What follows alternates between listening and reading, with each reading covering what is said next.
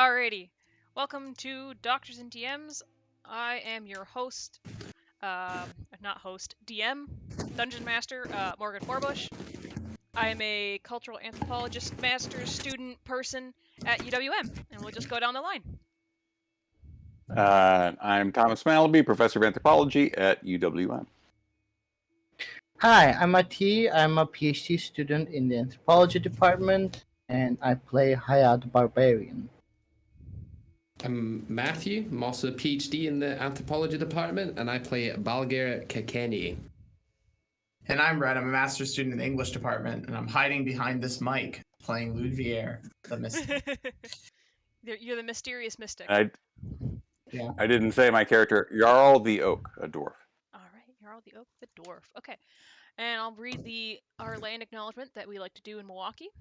We live work on traditional Potawatomi, Ho-Chunk, and Menominee homelands along the southwest shores of Michigami, part of North America's largest system of freshwater lakes, where the Milwaukee, Menominee, and Kinnickinnic rivers meet, and the peoples of Wisconsin's sovereign Anishinaabe, Ho-Chunk, Menominee, Oneida, and Mohican nations remain present.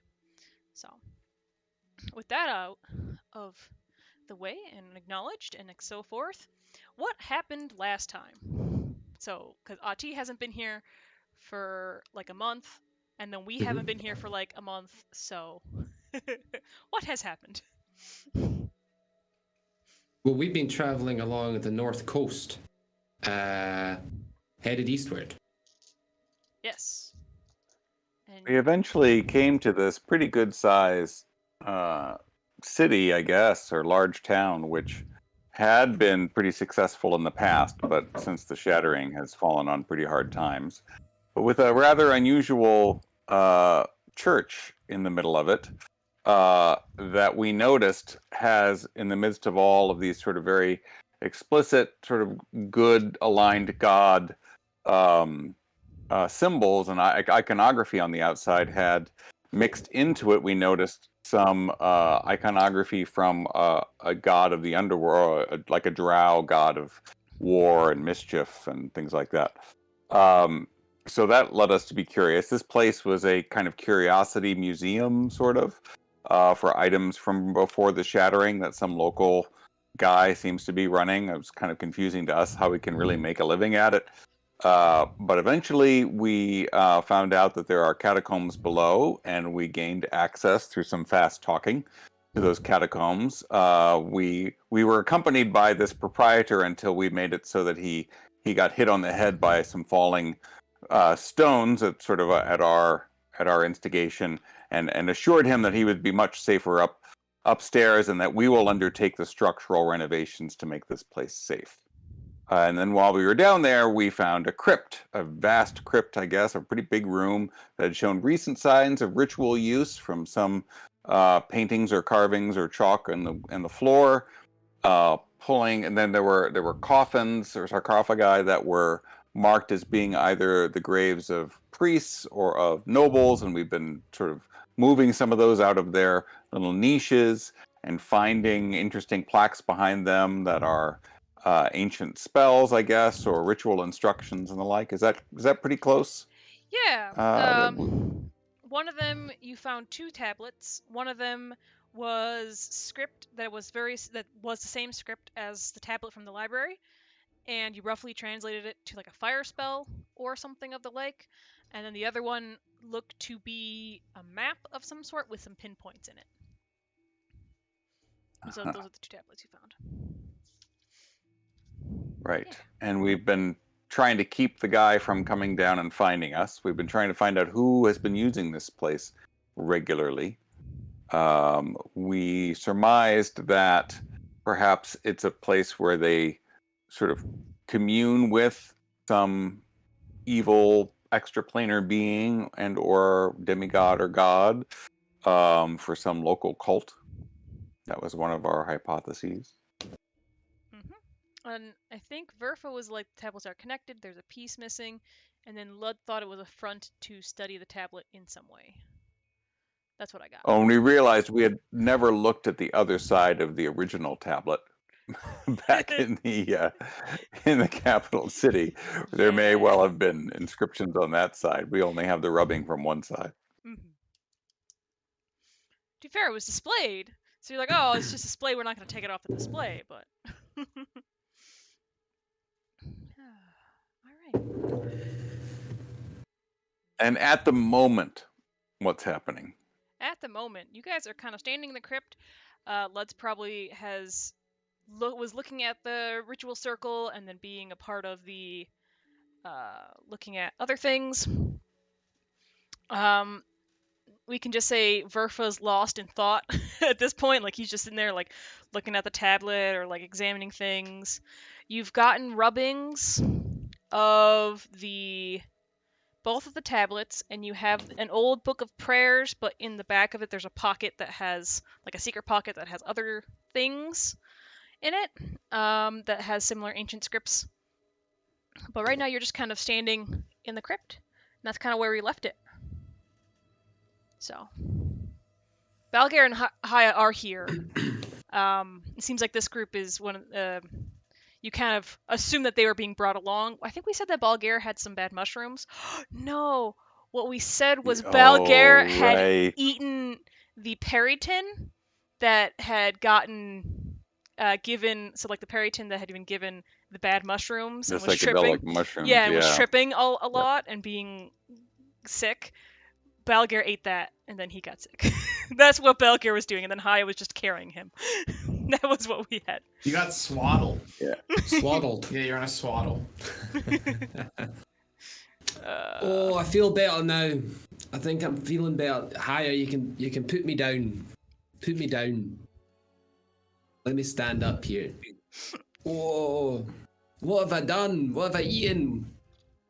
What's a swaddle? What's a swaddle? Oh. Where are we? Underground. Not again. Yeah, isn't it nice? I like it. Some pretty good stonework down here. No, it's not nice. I look at some spider webs, in the corner of the crypt. Oh, those look pretty big. Pretty big. I don't like spiders. Creepy crawlies, all on me. Can't be having it. Have we searched? Is there any other exit from this space than the entrance we came in? Yes. I'll just take you to a new thing because I couldn't quickly find a map.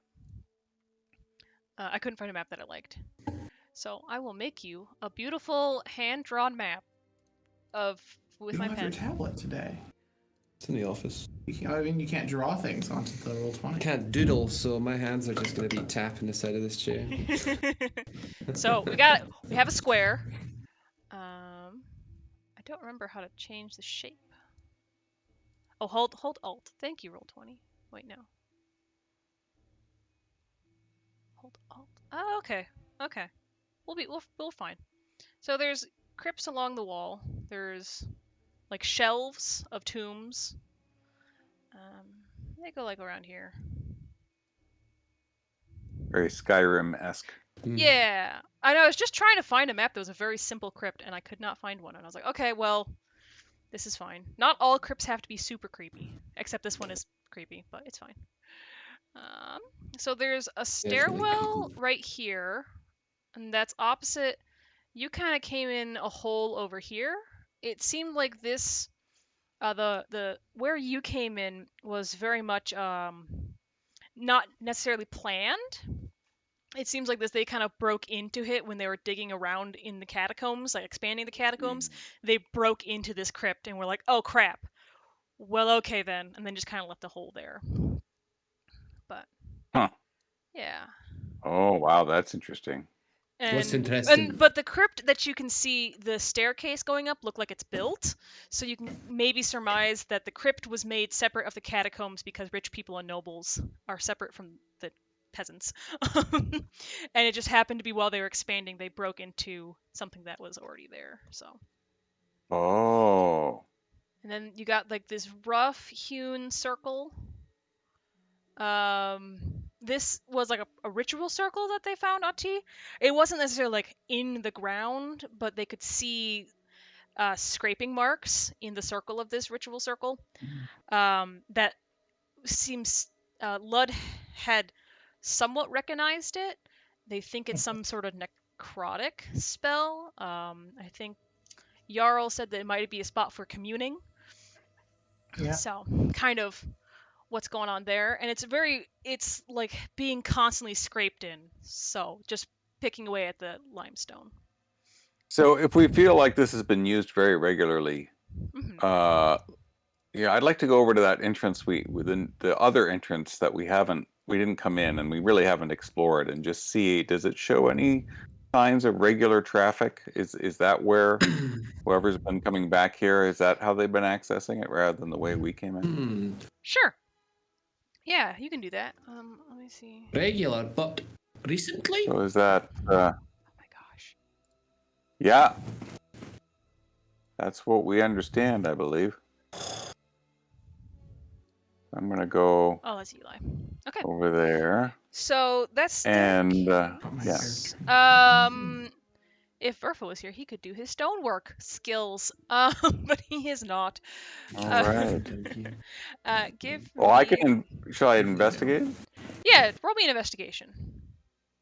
Is there investigation in here? That in There it D&D is. Beyond, just because it's a little easier right now. That is a-okay. This is not my. Not your forte. What'd you get? Well, we're all here.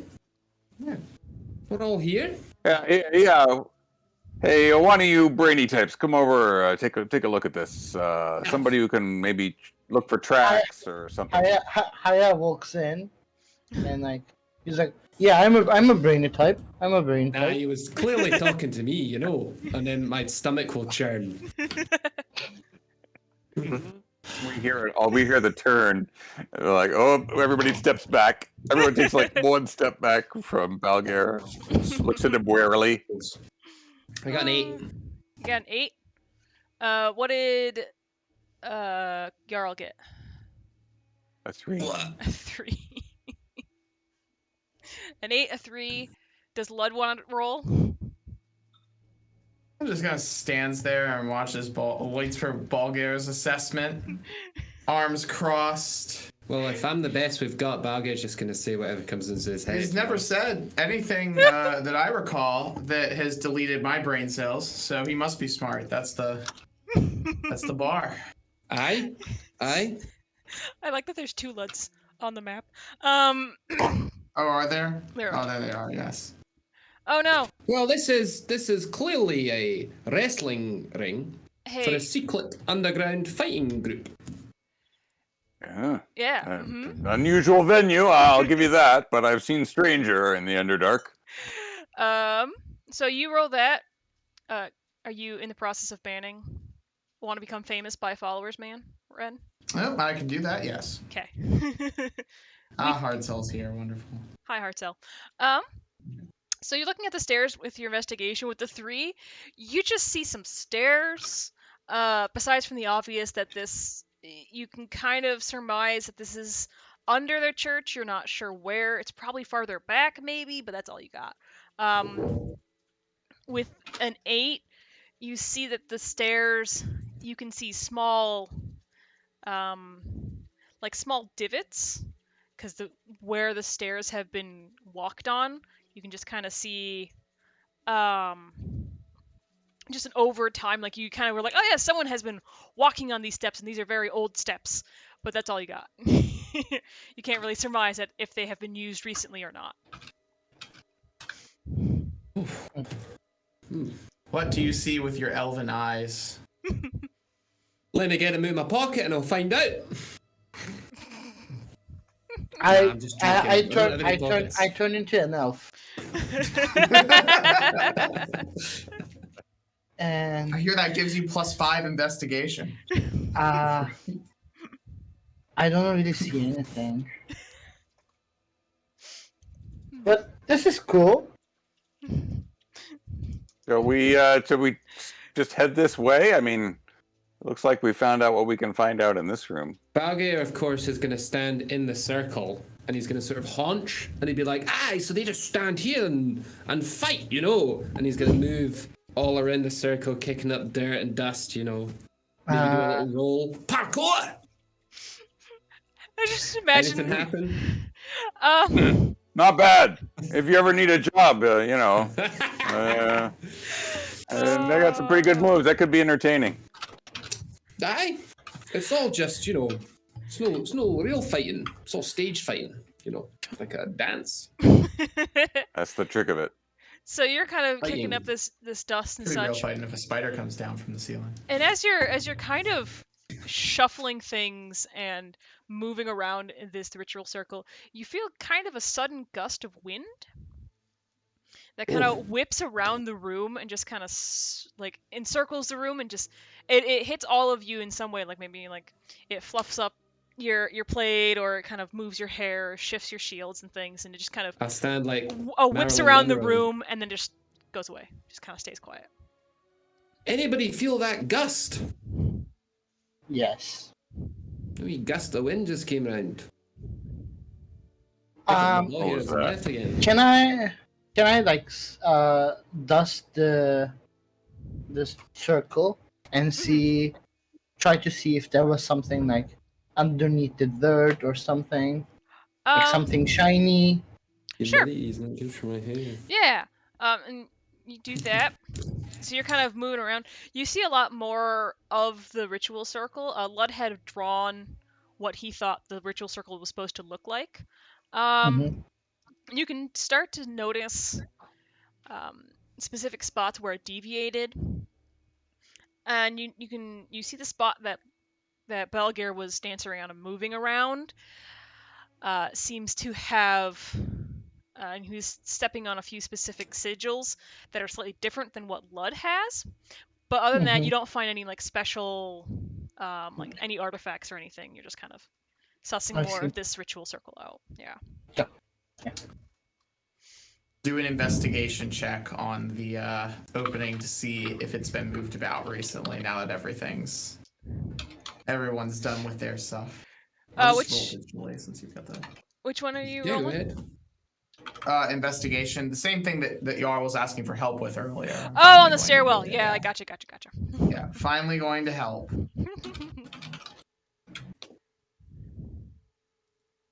All right, roll 20. Come on, we can do it.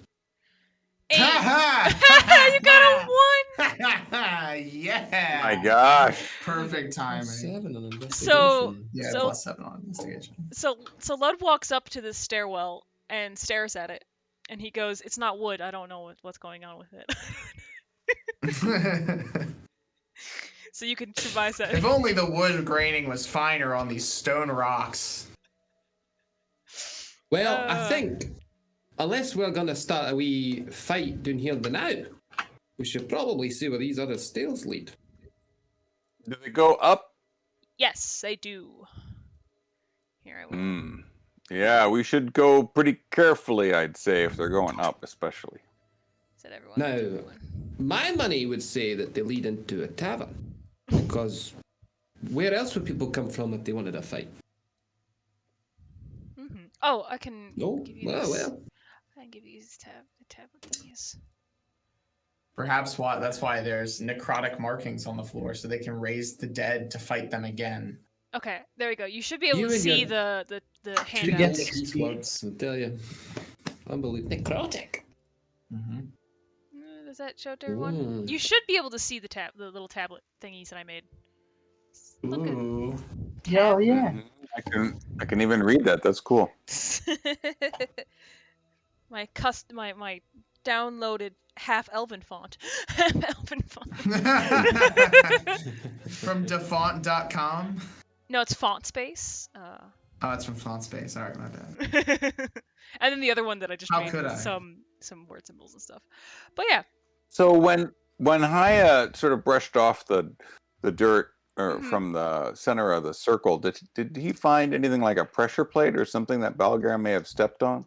No. Yeah, that was I was looking for, but I didn't find anything. Yeah, he found kind Didn't of find anything, where okay. he saw a few sigils that Balgar had like tap danced on, so it could have been something if there's Oh, I any see. residual I missed that. magic. Okay. But there was no other pressure plates or anything like that. Oh, Eli's gone again. All right, so you guys are going up the stairs to see where it goes. Stealthily. stealthily. Well, everyone roll Like, me a stealth roll.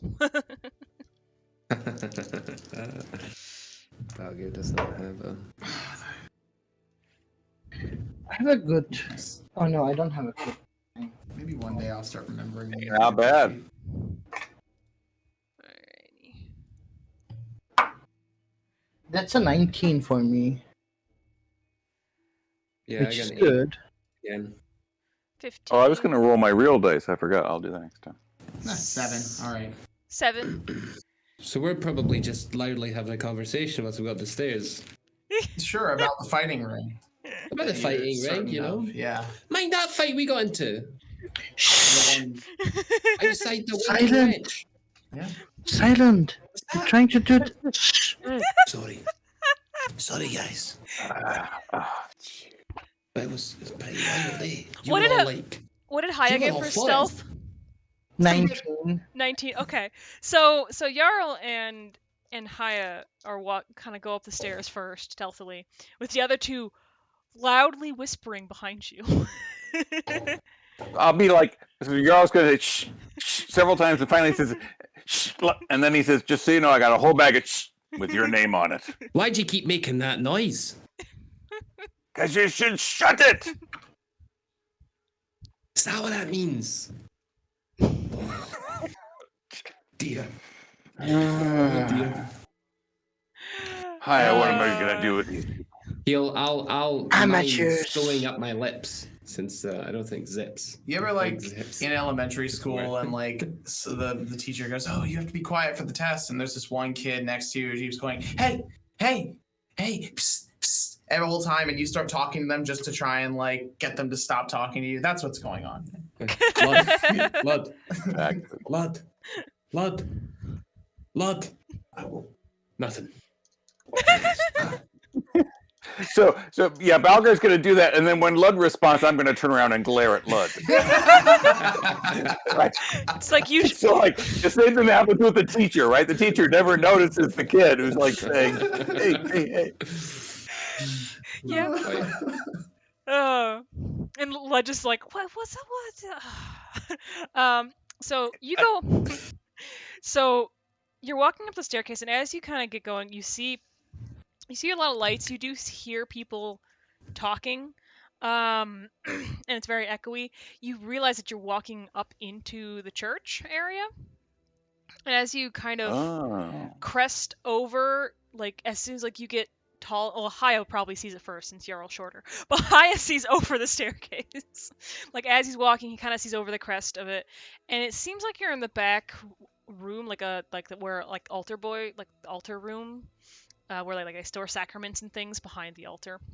Really not where I want to find a wasn't there dungeon. something interesting? Wasn't there something interesting at that end of the first big room of the main room of the church? At the back. You just kind of surmised that it was like a back room area, so you might have gone full loop around the church now. Right.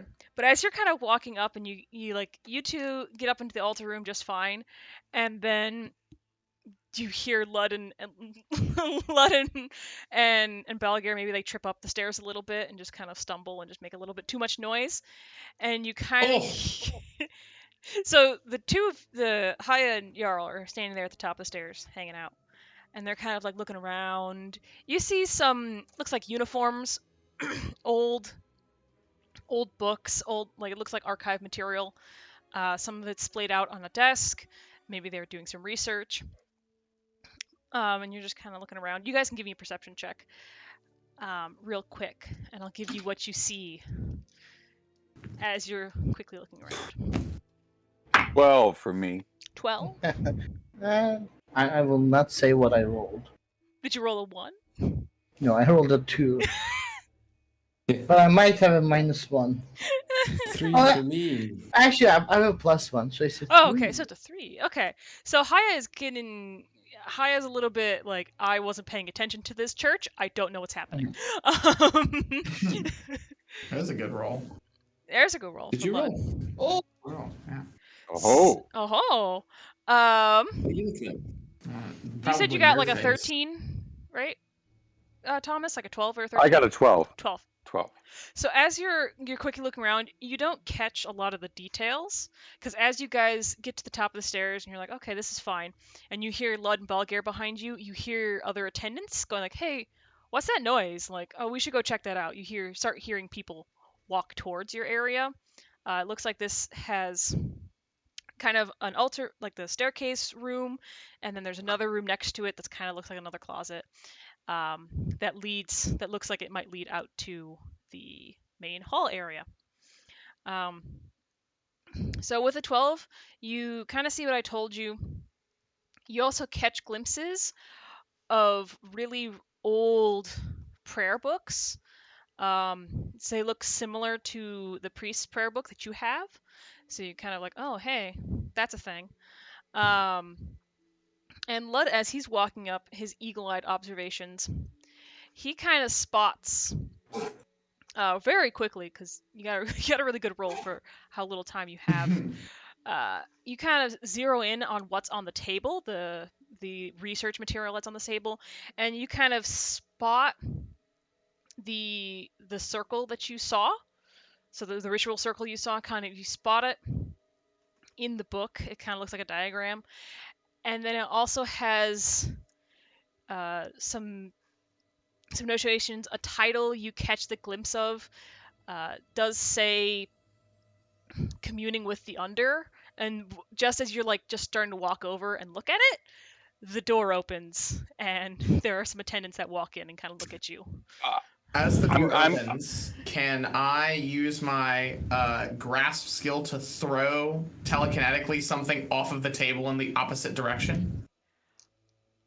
I don't think that would really work because you're up this like, okay, let me draw a picture for you. Here you got the room. That's where the staircase comes out of, that thing. And then I'll give it a there's 3. Okay. This doesn't look like a tavern at all. You are very correct about that. So there's that. Well, I wanted to say that when we were starting to hear voices, I was going to head over to the archway to the entrance. Okay. And sort of cue Haya so that, as soon as they come in, we're going to say, we're going to need reinforcements. Oh, look at that. That's terrible. So the wonder we're having problems down below. Okay. Yeah, you could do that. Because the guy is coming in. I don't have a dude to use, do I? Well, It's going to be really easy to pretend that these guys aren't priests masquerading as necromancers when I think I've no idea that they are. Yeah. You're in good shape. All right. Won't even need a bluff check. This buttons token is the people coming in. So they're coming in from, as I mess everything up, they're coming in from this door, which seems to be what leads out into the main hall, kind of walking in like, oh, there's something going on back here. Roll me performance. I think you guys can... maybe Jarl gets advantage and Haya, because Haya's...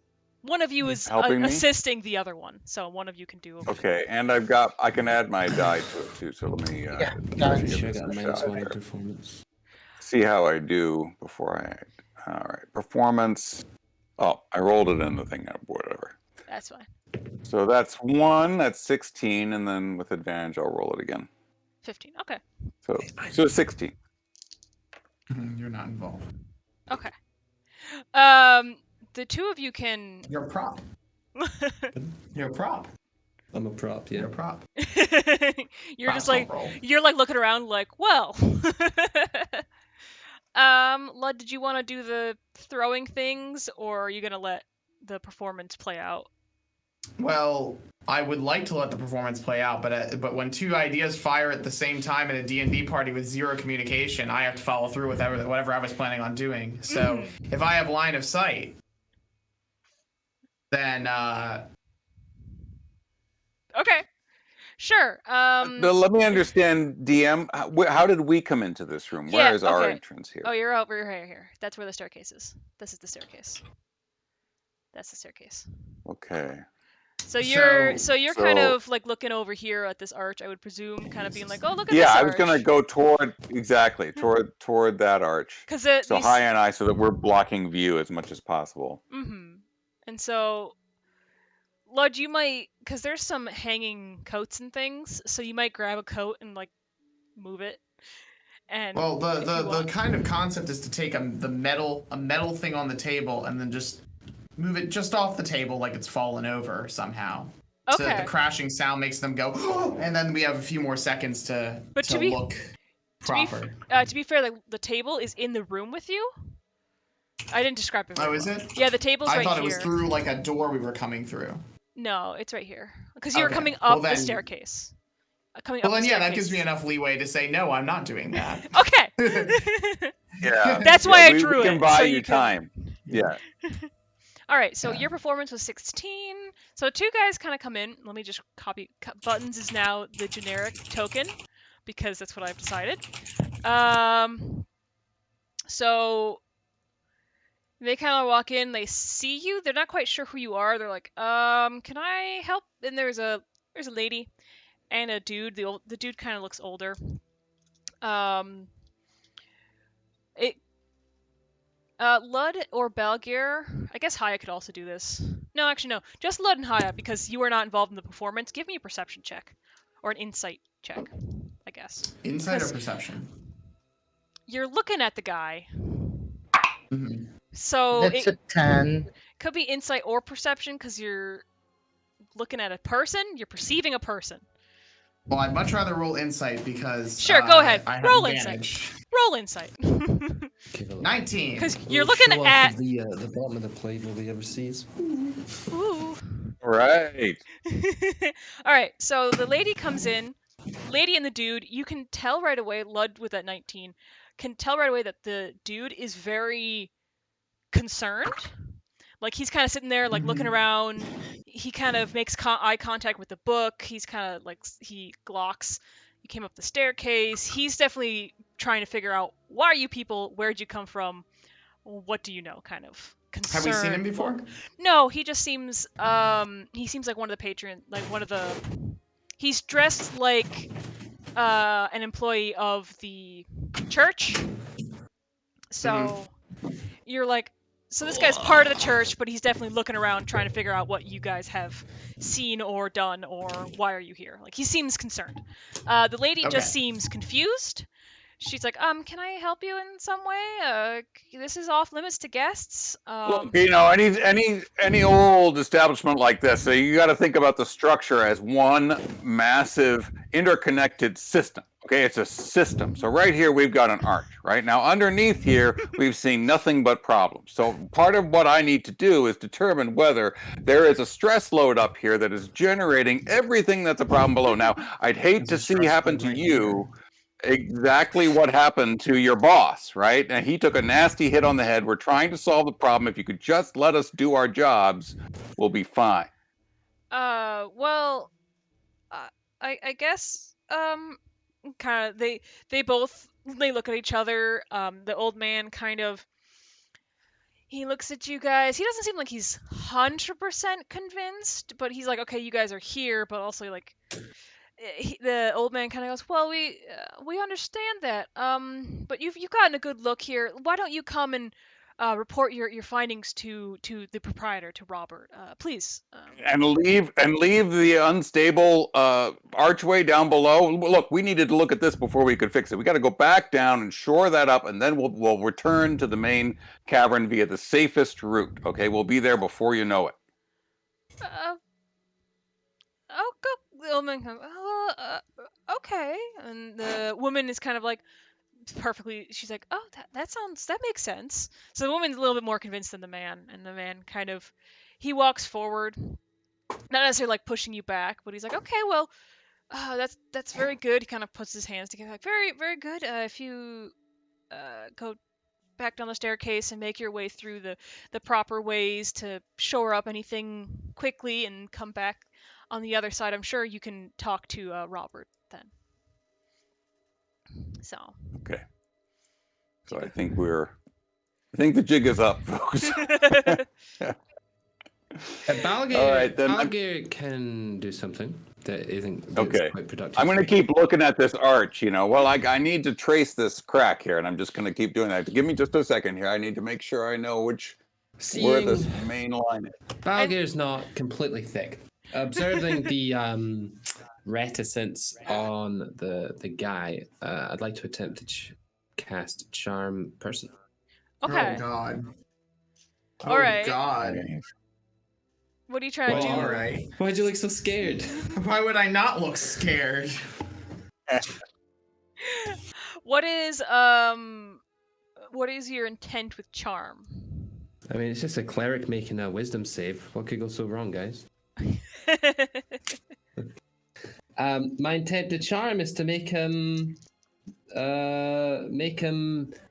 Can I be? How specific can it be in terms of the regard? The charmed creature regards you as a friendly acquaintance. So basically, he'll just do what I do with people all the time. I'll just be like, "All right, buddy, how's it going? I'm your friend. No problem. No problems here." Okay. You know? Okay, yeah. That's fine. And that's just a save on my end. Yeah. So you wisdom 11. It says. Wisdom 11. What's your wisdom modifier, Balger? My wisdom modifier is Do druids cast with actually pretty good. Yeah, your Plus spell +1. save DC should. Oh, +1. Okay, so it would be 11. Oh, so it's 8 plus okay. proficiency plus the 1, so 11 is right. Okay. Your wisdom should be. Do druids use wisdom or are they a Yeah. charisma caster? Okay. Yeah. No, they're a wisdom cast. So you should have a higher wisdom, but that's fine. You'll get a stat bonus, whatever. I didn't say I was a good druid. You know, fair. So he succeeds. Unfortunately, he rolled decently, and he. So if it Like fails, the guy, what happens? Does he know that he was attempting to be charmed, or is it just kind of whiff? well, It should what be- do I have to do to cast Charm Person? I need to move my hands in a way, or do I use? Do I have to touch him? You know. It's verbal and somatic, but you don't have to touch. Okay. Okay. Cool. When the spell ends, the creature knows it was charmed by you. Okay. If But it never fails, started. If it fails the saving throw, then it's charmed by you until the spell ends. If it succeeds, it doesn't really make a statement as to. So I feel- as to what there are occurs. two possibilities here. A, he's a cleric. He may not. The clerics don't have charm person as a spell, so may not know the exact spell you made, like you Doesn't cast know the it. taste. Mm-hmm. Two, they know you cast the spell. Regardless, I prefer the first one. that's not your choice. like, to make. they don't know what you casted, but they know you casted something on them, and they have to use their mind to diffuse it. So The trouble with low-level charm spells is that when the charm ends, the creature goes, "Holy shit!" When the charm ends, the fun begins. Yeah. I Well, love. good thing he just, no problem. Yeah. No So problem. you do this, and you kind of like, "Hey, buddy," and the guy he goes, "I'm not your buddy, friend." Oh, well, what I'll say is I'll be like, all right, John Bigham. He goes, my name's not John." Sorry, you really look like my friend John Bigham. That may be my favorite interpretation of a failed charm person spell ever. Or he goes, Hey, Jerry! It's been forever! I'm not Jerry. Oh, sorry. it's like one of those like, "Hey, yeah," or like when you're like trying to wave to someone and they're waving to someone else, and you're like, "Yeah, just put in my head. Yep, scratching my head. Yep." Oh, smooth recovery. He doesn't seem to realize that you were trying to charm him. He realized that you tried to pull something, but not necessarily a spell. He's like, "What are you? Okay, whatever." But you guys, while this is happening, he's distracting. He's point. You guys got about. I'll give you another check or two. Like you get 2 people can do 2 things, and then you guys probably have run out of time by that point. So, are we in the same room as the book? Yes. Yes, yes, you are. Okay. But they are not, right? Yeah, they're kind Are of they moving. in the next room? Yeah, they're in the next room. They're kind of moving towards you. They're kind of like, okay, yeah, you can look at that. Yeah, I see the crack. Please leave. Like they're kind So of. before they come, Yeah. okay, before they come into the room, I want to gesture to Hire. Says, Hire, come into this arch. Just push up right here. Let me see where the stress load is. And I just want Hire to come in and like block the doorway, but like he's pressing up on the stone so I can look at if the cracks make any, they're shifting the cracks. And what I'm basically trying to do is keep them from seeing what Lud is doing. Okay, yeah. That is a-okay. That is good. What is Lud doing? So I want to put. So are they in line of sight of the book right now, or is it like No. what's positionally? Where are they? If they had perception, they'd have a disadvantage because there's bodies blocking them. They're kind of the table is kind of in a corner, so they still have to like kind of like crane their neck to see it if they want to see it from the doorway. So they're at a disadvantage. Yeah. If they So were I'll to use need perception. I'll use my psionic talent move to pull the book into my hand and head down the stairs. Okay. So you're really putting the jig up. Okay. You're really getting. Yeah, I mean, if we're blown, then we are getting the resource that we need and getting out. Okay. I don't know if you're necessarily blown. He's just concerned that you're here. Oh, I have a plan for that too. Don't worry. So you're gonna grab the book. So they can't see the book, but as you are moving it, here. And I'll just slip it into my bag when it gets into my hands. So as you are moving it and such, you knock a lot of the pages loose because this book seems pretty decently old, or it's a handmade spell book from that era, so it's like bound with twine. It's not really bound with glue very well. The glue has deteriorated, and so there's a few pages that slip out of it and fall down and make some noise. And it seems, let's see.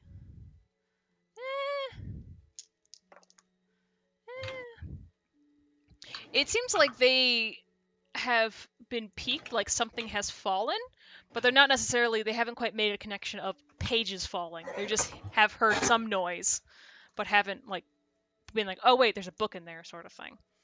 I can do another cast and just pull the pages into my bag as well.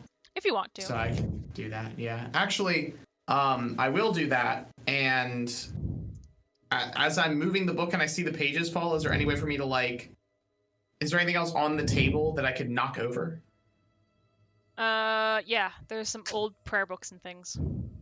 Okay, yeah, so I'd just like to knock the book into a prayer book, and then I'll just move all the pages into my bag and call it a day. Okay. All right. Let me get notes out. All right. So you have the book and pages. Somewhat scrambled, but there. Yes, and now I have a plan. We'll see right. how well the plan goes.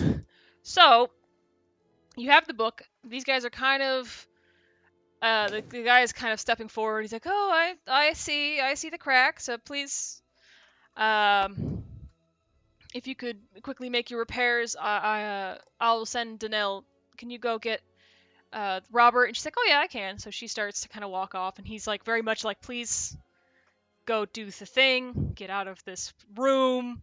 He's kind of doing a little bit more pushing now, like, hey, please leave. Like, please do the thing that you said you were gonna do. Look, and also... look. If you want this place to be structurally sound, you can't just rush us, okay? All right. Look, we'll get out of your hair. I understand that it's your neck on the line ultimately. Fine, but we're trying to do our jobs properly. Dwarves know stonework, right? We all know this. And then I'll signal to Haya and we'll follow everybody down the stairs. Balgir will follow. Okay. Well, once we're out of earshot, I'm going to spit an image. Look over at Balgir, and I'm gonna take the book out and I'm gonna wrap some twine around it so it's all tight with the pages in. I'm gonna say, "This is the most important job you've ever done in your life." I can't read, pal. You don't need to read it. Why you giving it to me then? I need you to wild shape into something that you can realistically carry this out of, so that when they notice that the book's gone, we don't have it. Carry it out on? What do you mean, like? What do you mean? I don't know. Like a big thing? Like a what? I don't know. Like Like a- pick something. like a Somebody can dog. carry a book. Well, I can carry a book, as I am now. What's the issue? If they realize the book's gone and they Right. stop us Aye. before we get out, Someone says and they search us kangaroo. and they find the book, it's gonna be a huge problem. I don't know what that is. Balgar, to be fair, Balgar wouldn't have seen a kangaroo in this world, unfortunately. Pocket is the pouch is very efficient, but I don't know. Like, is this your backup plan? Your backup plan is for me to just transform into an animal, Mm-hmm. and I assume you'd be carrying my blade, Sure. and to what? Just take this book out of here. Yeah. Mhm. All right. How about this? I can do a snake, because snakes can eat pretty big things, eh? And it takes a long time for them to like dissolve in their stomach and stuff. Okay. So I turn into a snake, eat the Eat book, and then you have to get the book out of me. Now, this is And very then important, lad. You have to get the book out of me before I turn back into a person.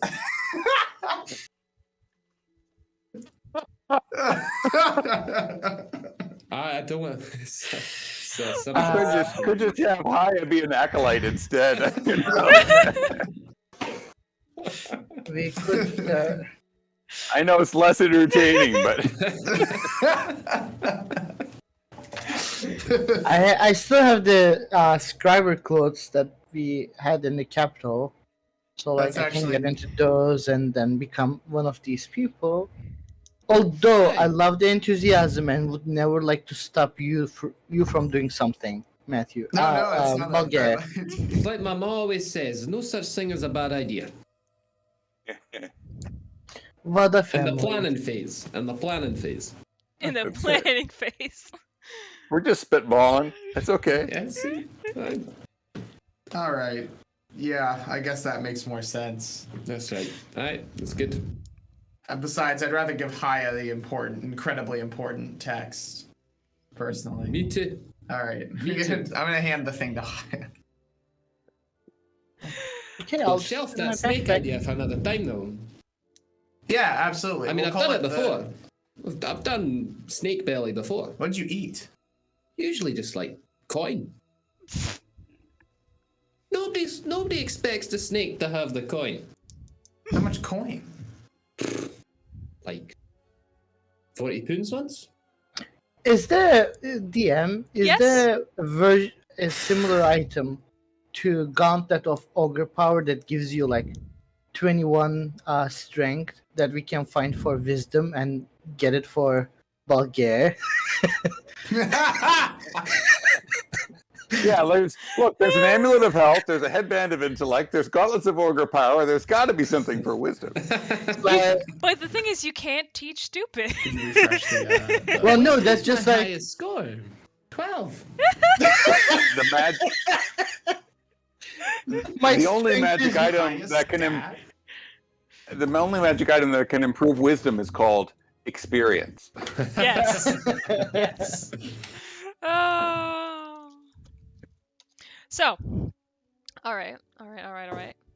We hustle back down. We want to get down there and sort of, Okay. get lay low a little bit, I think. All right. So you're gonna get down there. You're gonna lay low. You're gonna stay in the catacombs. You're gonna stay in the crypt. What do folks think? Well, you look pretty relaxed in here, that's for sure. 1 out of 4 is no bad. Well, But this place gives me the creeps, man. Honestly. What? Not enough flying winged creatures of death down here for you? I bet there's plenty down here. Bats. Other things. Bats, spiders, I admit- centipedes. I admit those things upstairs in the ruins, manticore, that kind of stuff, that's a fluke, okay? Above ground travel's usually a lot safer, more mundane than that. to be fair, I mean, Yeah. I heard tell long time ago of squids that existed in caves that would just drop off of the ceiling and grab your head and suffocate you to death. Aye. I think what y'all would be interested in doing is getting to the catacombs side and continuing to explore it and see if there's anything that goes deeper. Deeper! Underground. That's Deeper underground! Oh yeah. If you want to get to the bottom of things, you got to get to the bottom. Everybody knows that. That's Alright. what he was Meteorologists saying. know the most about their field. Oh, well, Yes, I guess that's fine, but as long as we've got lunch, that's all I'm asking. you do not We're have going lunch. deeper. You do not. Well, T has lunch, but you do not. No, anybody got a wee dry ration? You know, what happened to I think that I've got manticore I rations. cooked? Hey, you guzzle it up, you greedy feckers. I definitely have some rations, and I have a little bit of the fire whiskey too. You can have a nip of that, Balgar, if you like. That'll make it Aye, soon. make going down, these catacombs go down a little easier. Right, well, pass that over here then, and we can go deeper, I guess. All right, we're gonna have a drunk Belgier going in the catacombs. Going in the What could go wrong? Here A wee suggests bit of eating fire books. whiskey, in the late morning doesn't make Balgia drunk. It makes him Gets him going. palatable. So you're walking around these caverns. Everyone. Oh, dungeoneering is not a skill anymore. I believe it was actually in 4th edition, the dungeons skill. Is it survival maybe or something? But Yeah, I think I did Balgia actually survival. has a +3 in survival. So. Survival, or it was nature. It was either survival or nature, but I think survival is probably the better one. There's not really street smarts, or else I'd have you do street smarts, His insight. That's a I wisdom-based skill. +3 to my survival. We'll do survival. Yeah, could do roll your survival here. Okay, I'm gonna okay. ask Eli if he wants to cut me an apple. He probably doesn't, but he might do it anyway.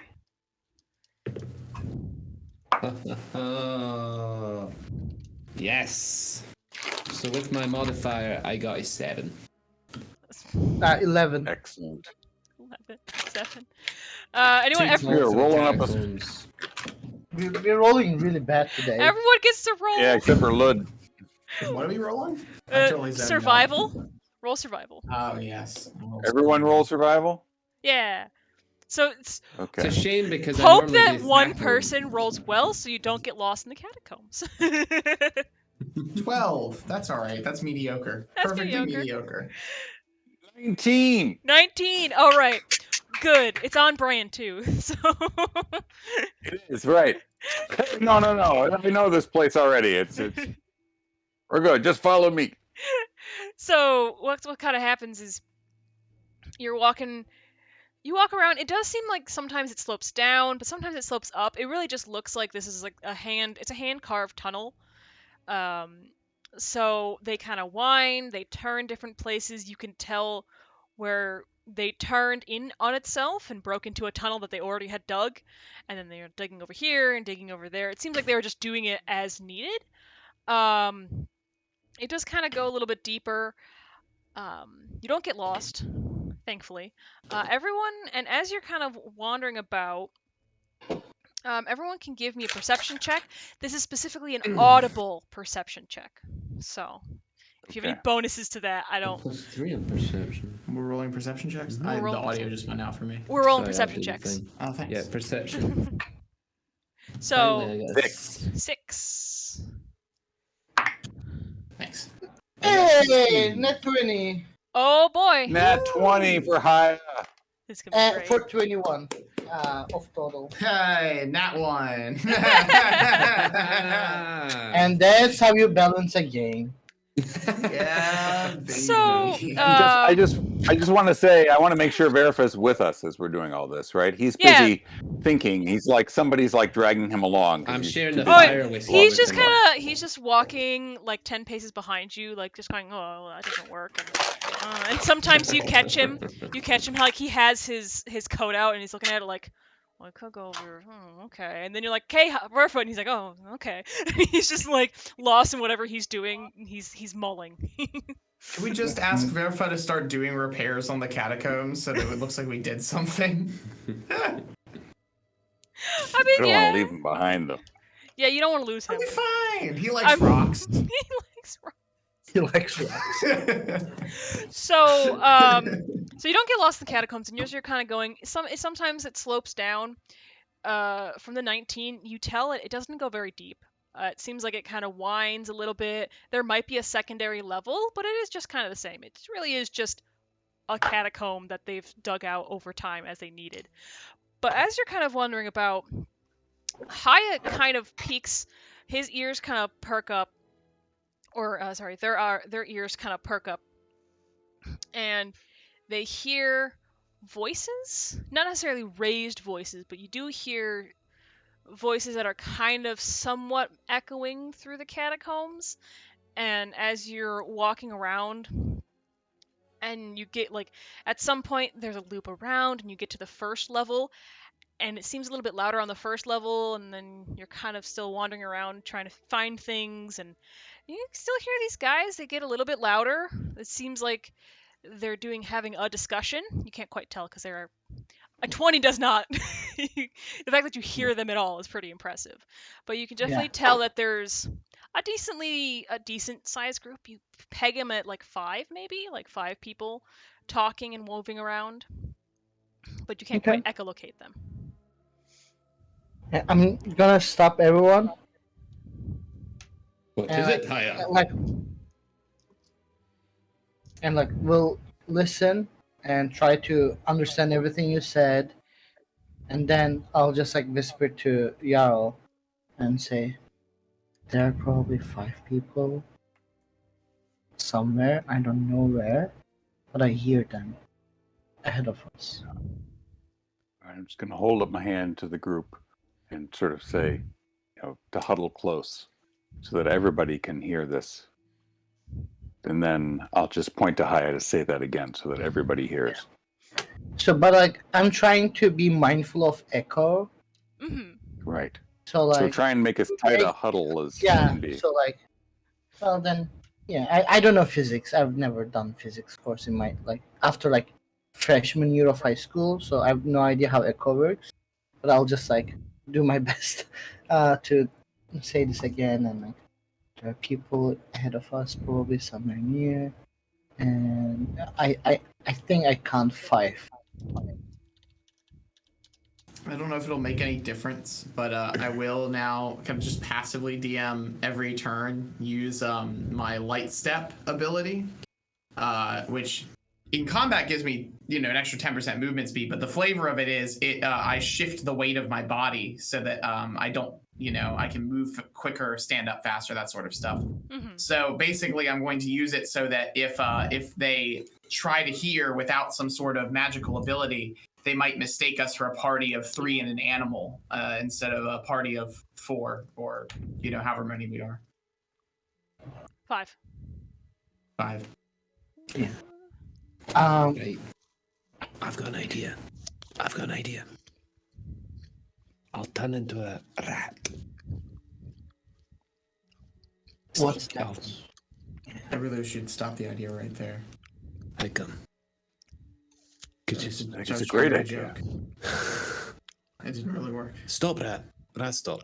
I didn't again. Explain it to me in a tavern later. All right. Balgir will take off his brooch, unwrap his plaid, and stand completely naked before you. And then he will transform into a rat.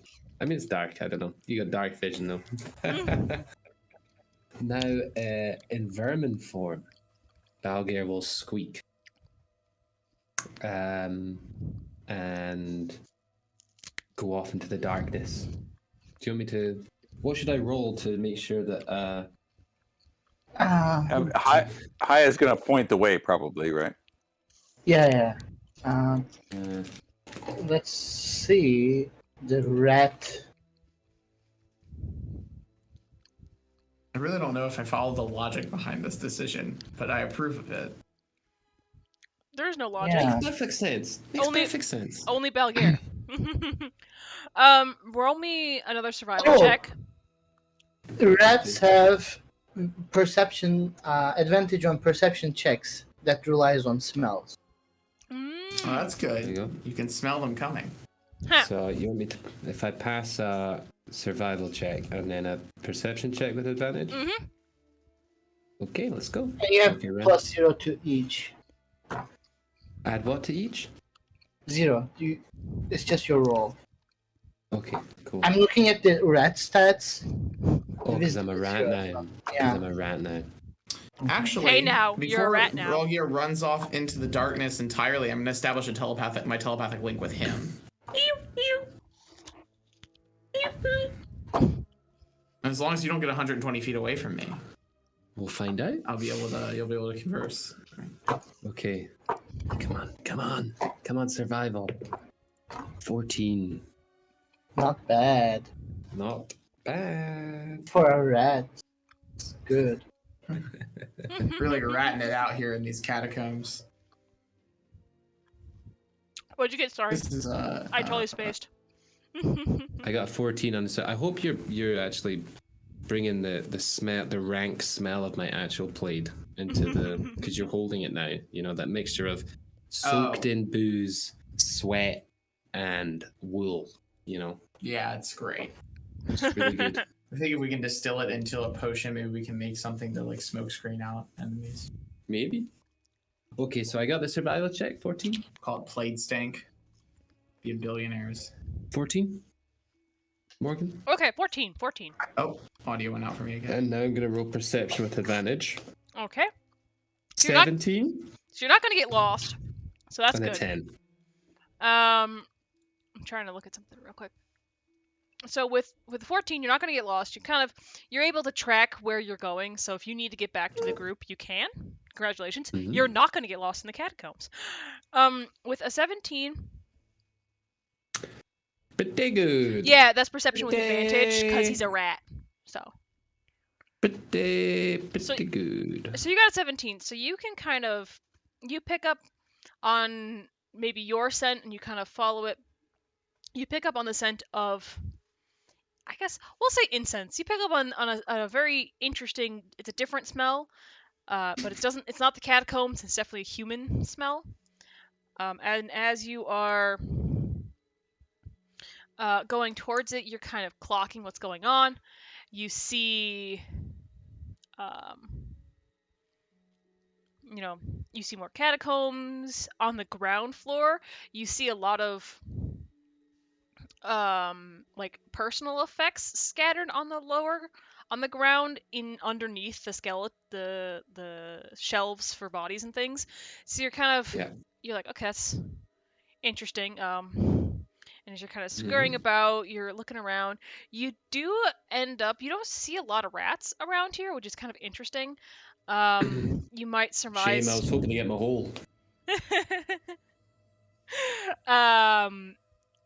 But you don't see a lot of rats, but you can kind of sneak underneath the shelves, so to speak, of these bones and kind of like be able to scurry so they don't see you very well. And as you approach this group, it does look like they are kind of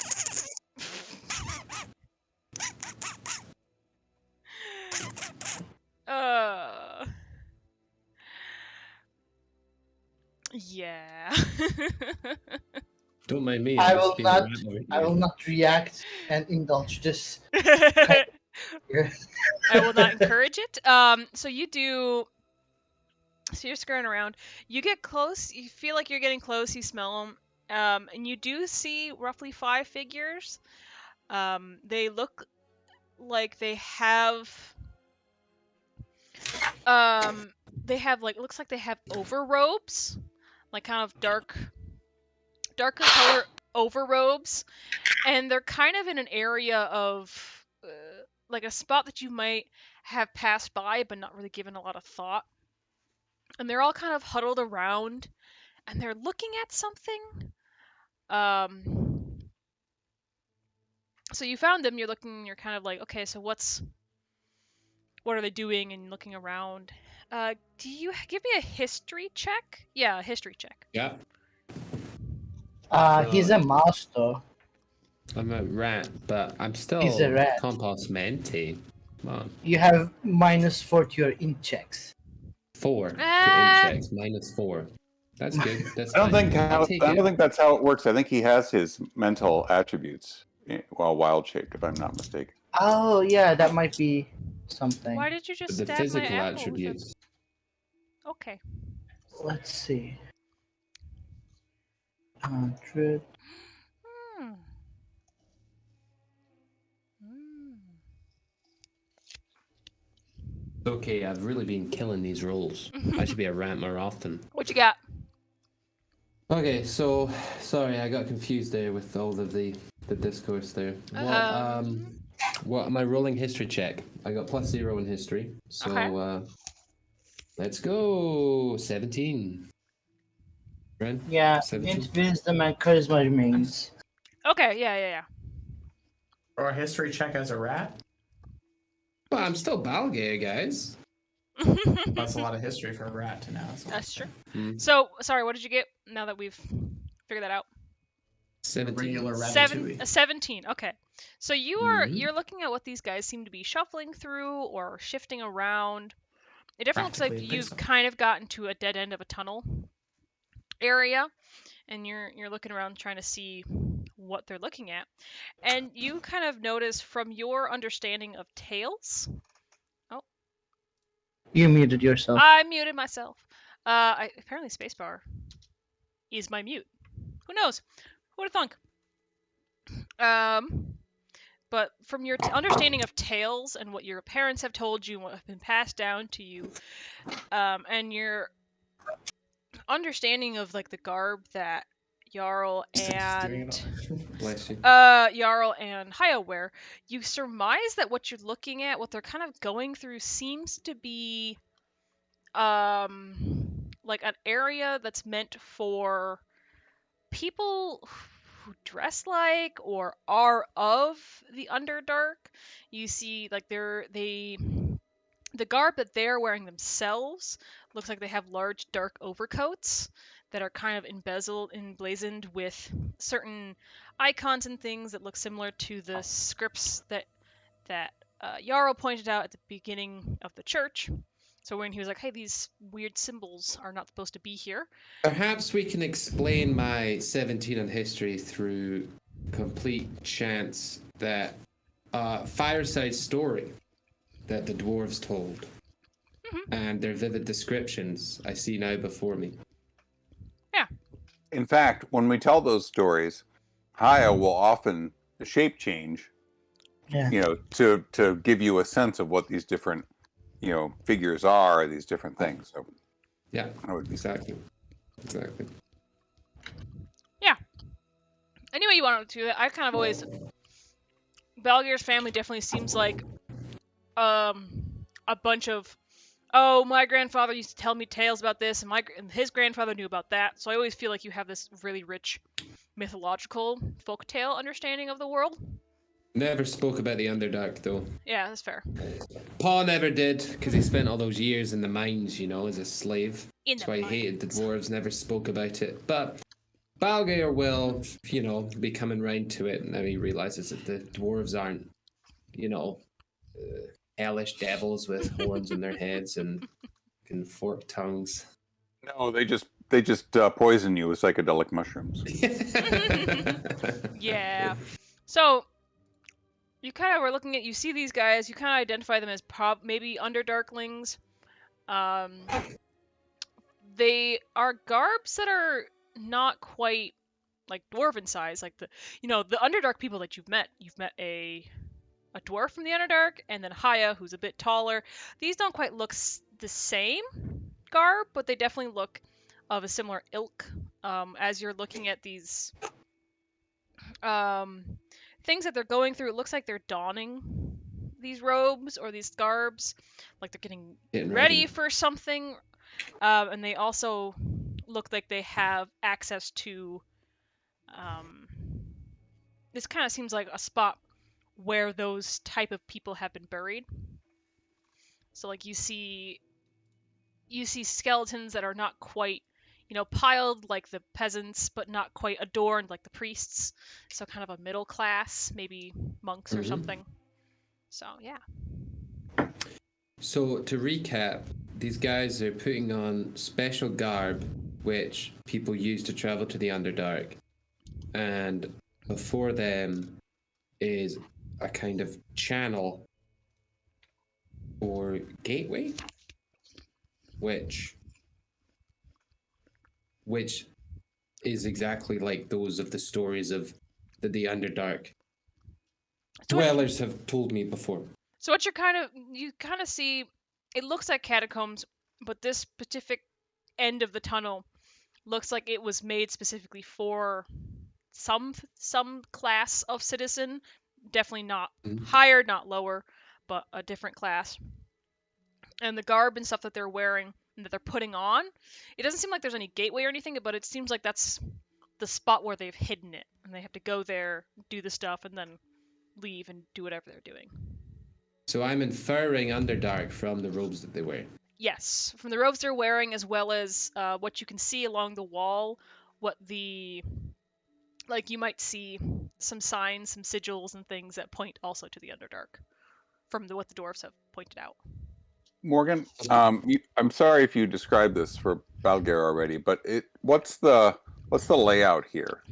Is he's coming up one passage? Mm-hmm. They're in like this little space. How many passages further are there from this space? It's a tunnel end, you said. It's a tunnel end. So they would have had to. So it's a tunnel end. I guess, yeah, it's a tunnel end. It looks like a tunnel end, but it doesn't look like it's a branch off of the tunnel that you're in. So it could be that they came from the other side and into this tunnel end. You are farther down the tunnel. You're probably like the group itself. I'm trying to think. I don't know footage and things. You're a decent way away. So you're not necessarily. You might be in. Sorry. Okay. You're kind of. I think that I've got all of the information I need to return to the party. Yeah, definitely. So is it something like what I've drawn there, right? Like there's a main tunnel, but then there's like this side, almost like an alcove kind of thing? Yeah, kind of. It might be a little bit longer than an alcove. It's more tunnel than alcove. Further long. Yeah, but I didn't have much room. I got you. Mm-hmm. Do I see one more thing before I go? Mm-hmm. Are they armed?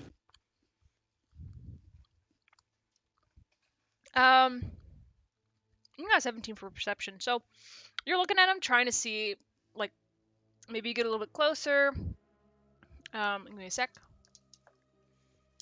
They don't see you. You notice that maybe one of them has a sacrificial, like a ornamental knife, and someone else might have kind of a sharpened stick of some sort, right. But it doesn't look like they are going to war. They ain't Landerschnechts. That's fine. Yeah. All right. I'm gonna scuttle off back to the party and seek them out. And when I do, I'll give a little. A little squeak on the floor. But before I come back to the party, I'm actually just going to stop and have a little listen in on what they're talking about whilst I'm not there.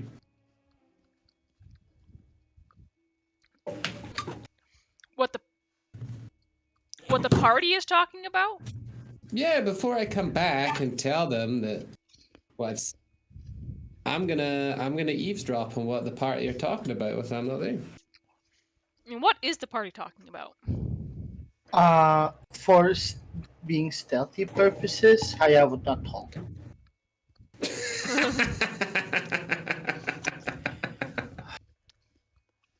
You see, Balgar will probably stop before he comes back and start listening for us talking about him. So I think we should just talk about how shitty Balgar is. Balgar's gonna walk around the corner naked and say, "No, I'm not. I wasn't gonna do that. I was gonna come straight back and tell you what I saw, actually." And I'll take my plaid. I'll put it back on. Put my brooch through it. Right. Hiya's right. There's 5 of them. Just doing the hallway a wee bit there. But they're at an end of a tunnel. They got nowhere they can go. They're trapped. And then they're no heavily armed either. We can take them. Well, Hiya and y'all can take them. No. Well, we can do stuff. But come on. We know exactly. What if you follow them? Well, they got nowhere to go. It's at the end of a tunnel. They'll have to come back here. But the main tunnel continues, right? So they probably went in there for a reason, and they're gonna come back out and then keep going. Probably, I think. Yeah. Well, I don't know. Don't know what you want to do. But hey, if they're from the Underdark, that's where I wanna follow them. I want to find out how to get down there. Well, they weren't dwarves, so didn't you get your hopes up, wee man? All about access. What were they? I don't know, but they weren't dwarves. What did they look like? They were wearing like all robes, like oh, you know what it's like? It was like that story you were telling me the other night. Mind, after the manticore, I'd cooked the manticore. We were sitting around, and you're telling me about who when people go to the Underdark, they have to wear these special robes, you know, and then some folk, yeah. So some of the transformed worshippers down there. worshippers, aye. So they were like, these guys are like worshipping something in the Underdark then. Same god, right? Whose name escapes me at the moment, but we found him last week. Malik. Malik. Oh, Malik worshippers, eh? Hey, so what was their skin like? What was their complexion? Well, they had these robes on, so I didn't see their skin, but they didn't have, didn't have any weapons. They were robes. They weren't dwarves. Were they kind of lightly built, like small frame for their height? For their height, I would say that they were pretty thin. No, really the, muscly type. You drow. Aye. Like I was telling you, they're some of the most formidable in the Underdark. But I think we gotta see what's clearly they're the ones who are going to the Crypt, right? Maybe that's where they're headed. Mm-hmm. It's the same symbols. Back to the Crypt where we were. Right. So we could maybe sit and ambush up. We could, or we could see who from the town they meet there, if anybody, or if it's just them. Right. Well, I can't turn back and do that again. I've already probably got some disease. Or I turned to Carl and see if they have any connection with them still. Or their reactions. If you turn into Carl, if you become Carl. Yeah. Oh, so we bit of a long shot, but it could work. If they all made it to this continent. I kind of like it. We're going to find out information one way or the other. If you turn into Carl and just sort of present yourself in the hallway, and we're ready hiding in case anything goes sideways. See what their reaction is. If they attack you, then it's on. But otherwise, maybe we'll find something out. Exactly. Can you hand me the book back if you're going to do that? Yeah. Thanks. I'm going to get started reading this. And I slowly start turning into Carl. Ricky. I tear up. Okay. Oh, A pat on the shoulder. Denny greet man. And I'll start walking towards the direction. And then I'd like the rest of us to maybe stealth it up behind him and creep along, so we're ready to jump in. Okay. Giving you your plate back. I took it off you. Oh, you did? When I came back around the corner naked after you said that I'd probably be eavesdropping on you. Oh, yes, sorry. All right. I'll tail my the stealth. others. Alrighty. Are we rolling stealth? Yes, I suppose we are. Come on, Balgare, don't fuck this one up. Oh! And look at the dice. Oh god damn it!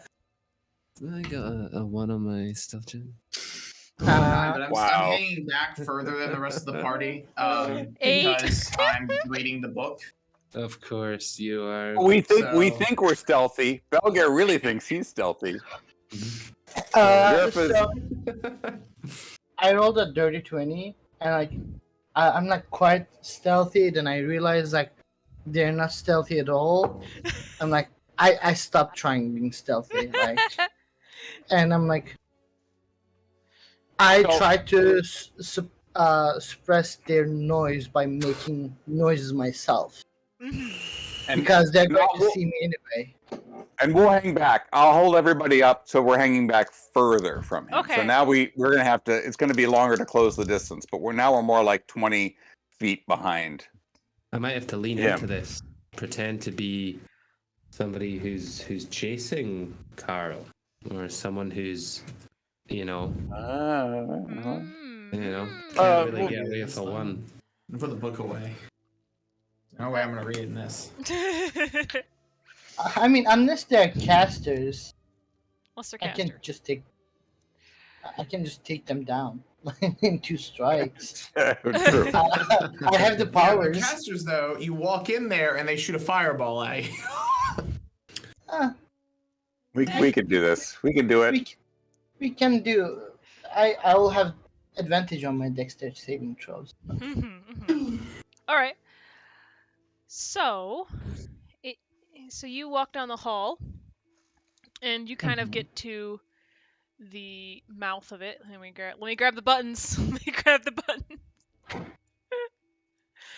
So the buttons are kind of hanging out here. There's buttons here. They're just kind of hanging out. And Haya gets. Do you just kind of, what do you do? Do you announce yourself? Do you just walk up? Do you just go, haha, and see what they do, or what do you want? Yeah, How do you want to woke, introduce yourself? I woke up. Not woke up. I woke there, and then I give like a cough to get their attention. Okay. Are you gonna like try to act like you're lost or something, or No.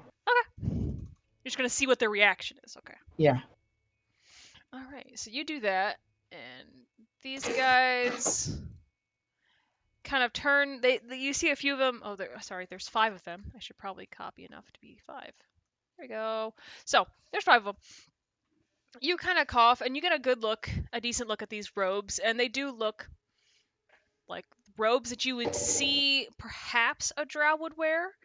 You don't necessarily, because you would recognize how drows stand and how drows walk, because you're from the Underdark. I would presume that you know, and they don't quite seem like drow figures, but they're definitely dressed similarly to drows. And you see this guy you see a few of them turn around. They look human to you, just the way that they're holding themselves, and they kind of walk up a little bit. They leave 2 or 3 people. 2 of them walk up, and they go, this area is off limits. If you need, are you lost? Are you looking for a specific loved one, sir, dwarf? And they don't quite. They have torches. The catacombs are kind of dimly lit. And even though you're a gray dwarf, they don't quite realize that you are a different color than a normal dwarf.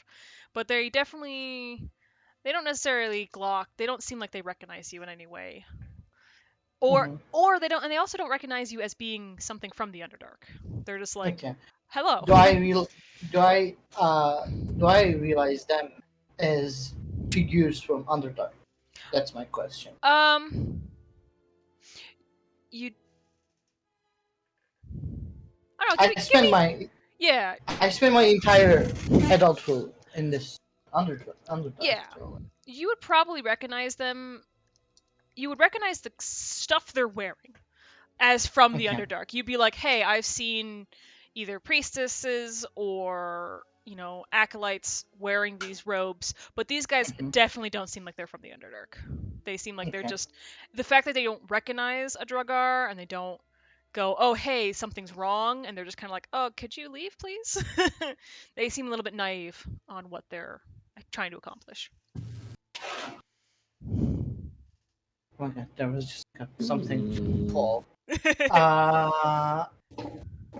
I'll say, I'm familiar with the clothes you wear. Oh well, yeah. They kind of you see one guy kind of look at the other guy, and the other guy goes, oh okay, and he walks back to maybe talk to a leader or a more experienced guy, you think maybe. The guy goes, Mhm. well, these cloaks have been in the church's possession for quite a long time. They're brought out for a specific kind of ceremony. You understand? Oh, what ceremony? Well, it's such a secretive ceremony that we don't usually tell people that are not involved in the church. Are you here to look for a loved one? We don't really have that many dwarves in the area, but we can show you where the dwarven area of the catacombs are. He kind of steps out maybe to move you or usher to kind of dictate where you're going. He's like, well, if you go down that way, you'll hit. If you go down that way, there's another tunnel, another tunnel. Here, let me walk you out to the main room. We can get you back to the church area. I'm okay where I am. Well, I mean, this place is typically off limits. It's not quite, we can be down here because we know the tunnel's not to go in, but we don't want to risk a collapse, and we would like you to be safe, of course. I'm safe. Oh, okay. So he kind of he's like looks around, he like looks at the guys who are talking in the back, and it seems like the person that the one of the guys went into back and talked to kind of comes forward and he goes, y- yes, or perhaps you were lost. Can we help you? No, And well, what are you? Can we ask what you're doing in these in our I don't think catacombs? so. Okay, well, if you're not willing to cooperate with us, I suppose. Um, uh, well, we can ask you I'm to. gonna say to Jarl with my critical one. I'm gonna say, my God, man, he's choking up there. We've got to do something, something dramatic. Uh, I would say Yal would know this. He's just playing hard to get.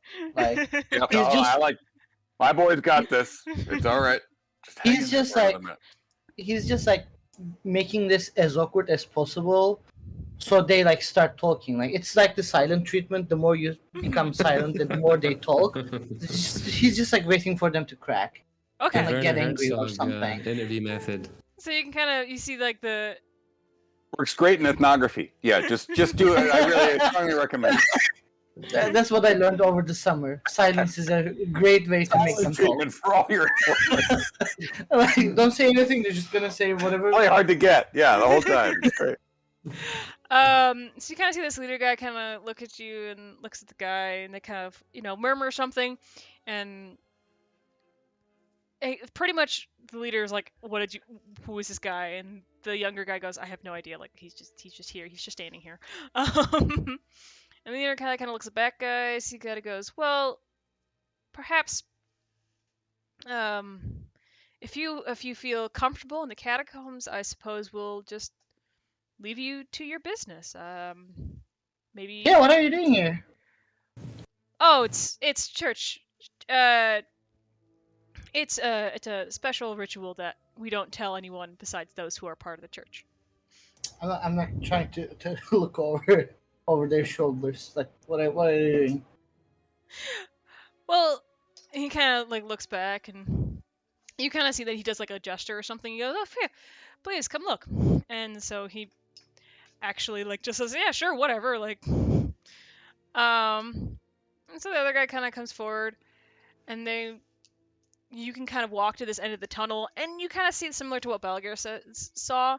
This area looks like it's, a middle class or a different class of people.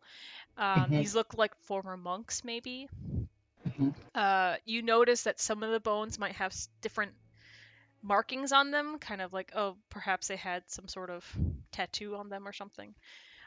But you can't quite recognize any symbols that you notice on the bones or any like broken down. These skeletons are quite well preserved, but they don't look any necessarily different from anything else. Like the farther back you go, it looks like this class is quite an old class. Like it's been like they've had to dug farther down to make room for more skeletons. So it seems like they're, from what you can tell of the amount of skeletons and how far back it goes, that this church, like counter to what you may have thought, this church has always been fielded with priests and monks. There was never like, it doesn't seem like there's been a time period that there hasn't been like bodies put down here from certain times. Like even after the shattering, when the church was supposedly abandoned, you can be like, oh no, that looks like it's been here for like 10 years, sort of thing. Okay. Do I see them like wear stuff that are like spell casting focuses or stuff? Do they have them on? The main guy seems like he might have some artifact on him. And then one of the guys has a very ornate looking staff. It doesn't look like he does. You being a combatant yourself, it's not his staff. It's not a staff he's comfortable with. And the artifact that the leader is wearing doesn't seem like a spell focus. It just kind of seems like it seems like almost like a holy symbol to you rather than a spell focus. Okay. Can I slowly reach to the staff? Do you know how to use this? And he kind of pulls back. The guy pulls back the staff, and the lead guy goes, "Well, that's one of our holy relics in the church, and we treat it with great care and caution. Please don't touch it. Oh, means that's a great not deal like to us." that's not like for like fighting purposes then? You're not. It looks to you. It looks like it might be a magical staff. To them, it's a holy relic, and they're like, so you can kind of you surmise like, okay, this is something. It's Okay. yeah. So I'll just like leave them Okay. and like walk towards the party. All right. Like, All right. do they then follow we'll- me? No, they seem like they follow you to the end of the alcove, just to kind of see, and they do reiterate like, oh, remember, that way is a little bit deeper in the cavern. If you go that way and towards, this tunnel and that tunnel, you can get out. Like they don't want you to get lost in the catacombs. So, where exactly are we trying to go to? I'm asking this to party because I forgot. I didn't take notes. We were just exploring, essentially. Okay. I was hoping to find some way that connected to the Underdark because of all the Underdark iconography and things that we've seen around here. Yeah. So, and everything they say about like you take this route to go to this place, I memorize them, and then I go to the party, and like we walk back a little, and then like I'll like silently explain everyone like, here, if you take this route, you go this way. If you take this way, you go to this way, and they look like a bunch of losers, but they did have a great staff that I'm really interested in, and I know some of us use staff, so like it's like a really magical staff. So like if we steal it, would be great. And I think we can take them down. All right. What do we think? Are these evil cultists? They certainly seem concerned for Haya's welfare. Oh, we lost Ren. We lost Ren and Belger. I would He'll say be back. my understanding, like Haya's understanding, is that they don't look like really evil cultists. They just like are a church of something, and church of something is not necessarily like a good one, I guess, but like, but like we know the god. You said Malik, right? Malik, yeah. And And from your guys' understanding of Malik, he was at one point he was a great lich of the Underdark that was elevated to being a lesser deity of wild magic in the Underdark. Okay. So, if he became a lich, means that. He was a lich, and then he became a deity. So, if he was a lich, you don't born lich, you become lich. Mhm. So, I feel like if we kill them, we can just kill them. You talking to me? How? So- Haya thinks we should just take these guys out. They've got a magical staff. They got something valuable. We should just. But they also just seem Ambush. like I don't know. normal cultists. You wanna just Yeah. murder them, like Shouldn't end we? their lives? Shouldn't we see what their little ritual actually I mean, makes happen before we kill them? I actually don't the- think I've murdered anyone yet in this campaign. You murdered a Work on dog. What? I thought you had killed a What? dog. We I killed the killed a dog, dog? yeah. A mastiff, I the think mastiffs from the bandits. Long time ago. I think. Yeah. Oh yeah. Well, I like Ren's idea. I like Lud's idea. You know, we kind of want to see what they're up to. So let's get out of the way and follow them. Were we eavesdropping? Mm-hmm. Haya just when walked Haya up. was there?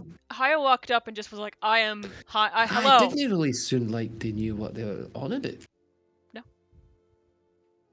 They did not recognize him as a Drugar, nor did they recognize like the fact that he's wearing Underdark stuff. So they definitely seem like they're detached from the Underdark in some way. They're amateurs, you know, whatever they are. They're like low-level religious functionaries. And this is a good time for me to grab a drink. Just take a little. Okay. It's 3:05, We 4. can take a break. So take a short break. Maybe come back at 3:10. Okay. Okay, sounds good. Okay, guys. Let me quickly get my impromptu. We'll be back.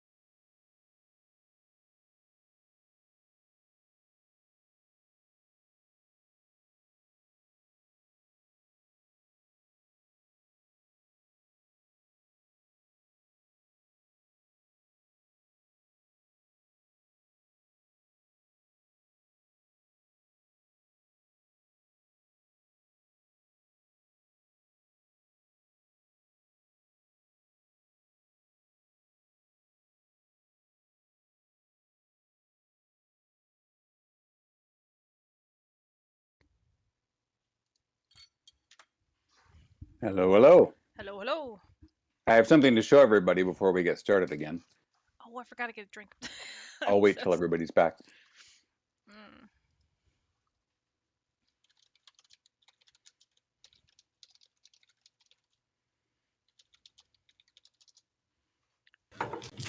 Valgir. Hey. Hello. Hello.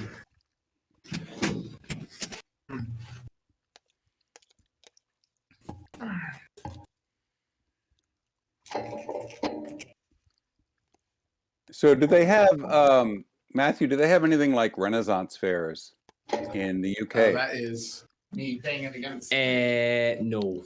Oh, I can't hear. Could you reset Sorry, yep. The Bristol Renaissance Fair is running until September 6th. It's one of the biggest in the country. And when I was young and living on the East Coast, sort of right near New York, Westchester County, there was probably the second largest. One of them's larger than can't remember which, but Sterling is the one in north of New York City. And I went there. I think my first time was like 8th grade. And I'm sure it will surprise no one that I was like dressing up every year, one thing or another. I have it. I actually found this as a sapling in my backyard, which we had a little bit of a woods in my backyard. And it was this very twisted wood thing, right? Which I made. I actually, took all the bark off and I made it into a staff that I took, engraved some runes in it, So that's the kind of thing I was into as a kid. And of course, even, sometimes I played wizards, sometimes I played rogues or whatever, but I always loved the sword makers, right? The sword makers at these Renaissance fairs. There are some real serious ones that you can find there. So I've had a childhood dream for years of going to a Renaissance fair and actually buying one of the swords. And this year, I did it. Yay! A great long sword. Is it This is long or a great? hand and a half. Okay. And the guy told me something interesting, which I never knew about hand and a half swords. The little ball at the end, the technique is you have one hand here and here for power, but for finesse, you drop the hand down here and then you can manipulate the tip much more easily with leverage, right? Amazing. So this thing, and I got a shoulder baldric for it too, but yeah, this is the high carbon steel sword from a great maker out of Oakland. Very cool. Nice, right? Nice. Very excited about that. Thank you for letting me show you that. I shit. will. It's blunt, I guess. It is not sharpened, correct. Ah. But it could be. It totally could be. It's 5160 high carbon steel. It could be a razor blade if we wanted it to be. Ooh, crinkles. Amazing. I'm really sorry No, for actually, Robin got in touch with me from the social action course, and she is working at a Renaissance fair just on the border with Illinois. That's Bristol. The one. That's Bristol. It's huge and it's very well done. You know what's the best thing? If you can check their schedule, the very best show I think you could. They have jousting and all that typical stuff one season. There's pretty professional guys. I mean, doing all the jousting, and that happens several times a day. But they weren't there this past weekend. But apparently they are there this year. There is a falconer, the Royal Falconer, and the Royal Falconry show is so amazing. They do the hawks, and the hawks perch on the tall poles around the jousting field, and they show how hawks hunt, and hawks are kind of messy, and they'll tear something apart. They do this whole demonstration. Then they put the hawks away, and then he brings out the falcon. I got to tell you the story. It's incredible. Peregrine Falcon, this Royal Falconer guy, he's basically almost retired now, but he sends this thing out, and it doesn't perch anywhere. They hunt on the wing. This thing starts doing these sweeps. It was probably going 3 times the length of the jousting field in both directions, back and forth. And he's like, and it looked fast as can be. And he was like, this is not speed for them. It's nothing like speed. Even though they were like whipping around. I mean, they were like even going under the tarp. This thing was like right over our heads where the grandstands were. And then he puts the lure out. And then this thing just kicks it into a completely different level. It was like a rocket, and you just zoomed in. And then the cool thing is, it just nips the back of the neck of the prey. You know, they don't tear it apart like a hawk. You know, oh, it was the most beautiful, incredible thing. Yeah, totally. So if the Royal Falconer is there this weekend or any weekend, I recommend the trip. It's definitely worth every penny. You could probably get Ryan to do I it. think I convinced Ryan to take it to Renaissance Fair. To convince Ryan to. Yes, that's the word that I'm looking for. You just gotta drive the hour and a half down to Kenosha. Oh, you gotta go down to Kenosha, don't you know? It's not that far. It's more like a 45-minute drive. It's like 45, 40 40. Depending if you're going on 43, it's fine. But 41 has a bunch of construction on it. Fun facts. They're like redoing a lot of 41. So don't go on 41. Go on 43 and then hit 94. But if I was sounds like a great idea for a day out. Yeah, it was really fun. Highly recommend. I'd see if it's open, like go on a Sunday or something. Don't go on a Saturday. Saturdays would be really, really busy. Yes. Yes, it was a beautiful day on this past Sunday, and it was still relatively busy. Yeah. Yeah. They have sassafras, which is delicious. No, we don't have Renaissance fairs in Scotland. It's not really a big thing, and I don't know why. Because I guess that would really quite popular, wouldn't it? But I've watched a lot of people who are in HEMA, like historical reenactment stuff. Yeah, there's that kind of stuff, but it's not really a big organized kind of thing. More like just a guy with a van and a bunch of swords. Yeah. Bunch of swords. I don't know. Whenever I see, I feel like it might just be like in Europe. It's so the medieval period in Europe is so normalized because you're in Europe, so you're just like, oh look, it's so look 1500s. This building was here in the 1500s. That building was there in the 1400s. Yeah, sure, this is great. Whereas in America, like our oldest buildings are from like the 1800s, 1700s. Yeah. So whenever we're like, oh, we're gonna go travel back in time to the medieval period, so I think it's more of a novelty, I guess. Whereas in Europe, it's maybe taken for granted. I don't know. Maybe. But I mean, you see a lot of reenactments of like Civil War people over here, so who knows? Who knows? Hi, Kimi. All right, so we'll get back. You guys are following the cultists. You are not killing them yet, I guess. They're 10 to 7. And they do Labor Day. They do. Labor Day is their last day, I believe, actually. Yeah. Okay, cool. So you could go on Labor Day. That's going to be very busy. Super busy on a Labor Day. But yes, they do Labor Day. So after a while, so you guys kind of plan, we're going to follow these dudes. It's going to be great. We're going to see what they're up to and then geek them, I guess. Is that the plan? Kind of, sort of? Well, we're trying to find out information here, Here's my audio again. Okay. Trying to figure out audio. Trying to figure out what they're doing. Okay, so you're kind of, you've made a game plan, you're kind of talking. You're kind of waiting. About 5 minutes later, if you, I'll just give it to you. You do hear them kind of, if you creep a little bit closer just to kind of overhear them, you might be able to eavesdrop. They're just like, who was that guy? Why was he here? Do you think he has anything to do with this group over here? And he's like, oh no, they didn't have they had 2 dwarves with them, but that didn't look like the dwarves that they had. So it seems like they might be familiar that there is a group in the catacombs, like you guys are in the catacombs. But they didn't necessarily, they're just confused about Haya, pretty much. They're like, there's these guys that are looking at the catacombs, but also like, I don't think that was one of them. Are there 3 dwarves now? So just kind of talk amongst themselves and then... And now I will turn into a Goliath.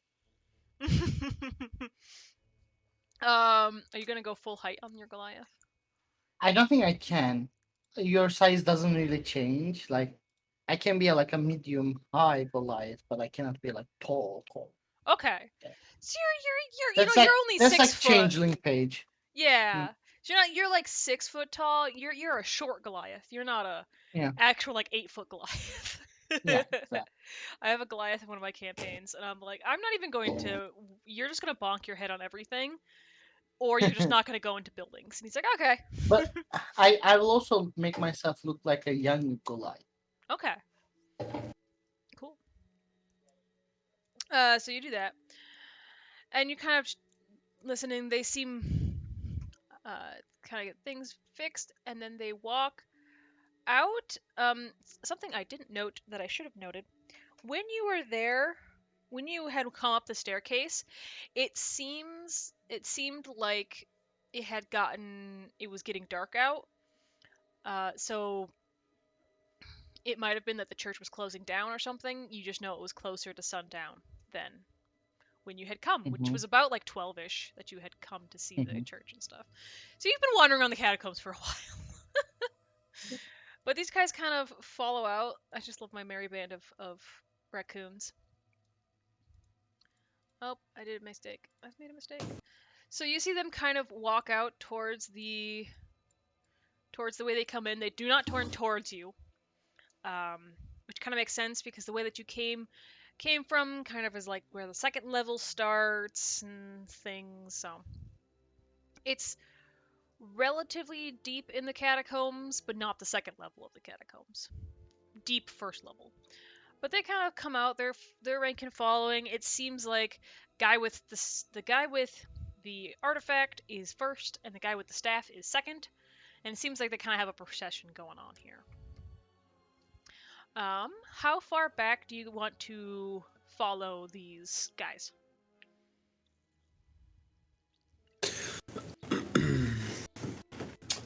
Well, we don't have torches, so how Oh. We wouldn't want torches. we don't have torches. So of the I think dark visioners here, what's the 60 feet, dark vision. I think if we can hang back, 40 to 50 feet, that's probably pretty good. Okay. I don't have dark vision, so But they we have still have a torches. telepathic link? We do. yeah. You know I don't like those. Well, you're stuck with it. So they do have Rules, torches, so you can follow them pretty decently. Haya probably will have to rely on Jarl to like push him out of the way of divots or something, so he doesn't fall on his face and make a big ruckus. Do you guys want to roll me a general stealth check? So everyone roll me a stealth check, and then depending on how many successes or failures, I'll Sure. let you know. 21. 21? 22. Now you guys got to roll. You guys just had to go Wow. to I got the same as Ren, except without the 20 part. So you got a 2. I got a 12. Okay. So So I'm Belger gonna does. trip over and push into Jarl. But overall, you have half the party roll really well. Oh look, a cat. And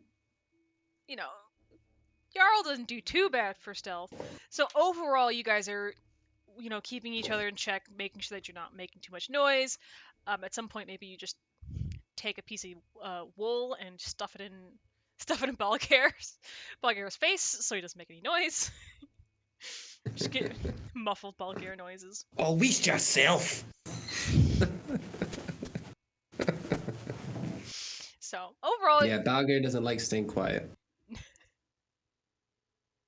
I feel like you're just like, oh look at that, oh look at this. It's like Balgar, shh. She's like, well, look at that. It's like, no, shh. Oh, so these guys, they don't notice you.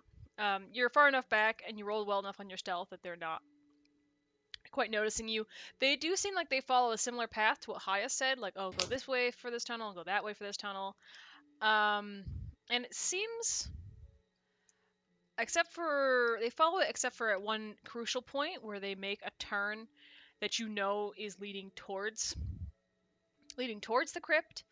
And as they're kind of walking that way, you hear they're walking silently. And as they're walking silently, you hear other people kind of run up to them in some way. And everyone give me a perception check real quick. Oh boy. 2. 2. Oh wait, 17. no, 5. 5. 5. Oh, good. It's Modified. better. It's much better. Much better. 5 is great. 17 for I Lud. must say, I have rolled yet another net. Well, there you Wow. Or 21. go. 21. Only for Nice. perceptions, though. Nothing else. Oh, I got 14. 14. Okay. 14. Haya's on his toes down here. Yeah. Yeah. I'm focused. This feels good.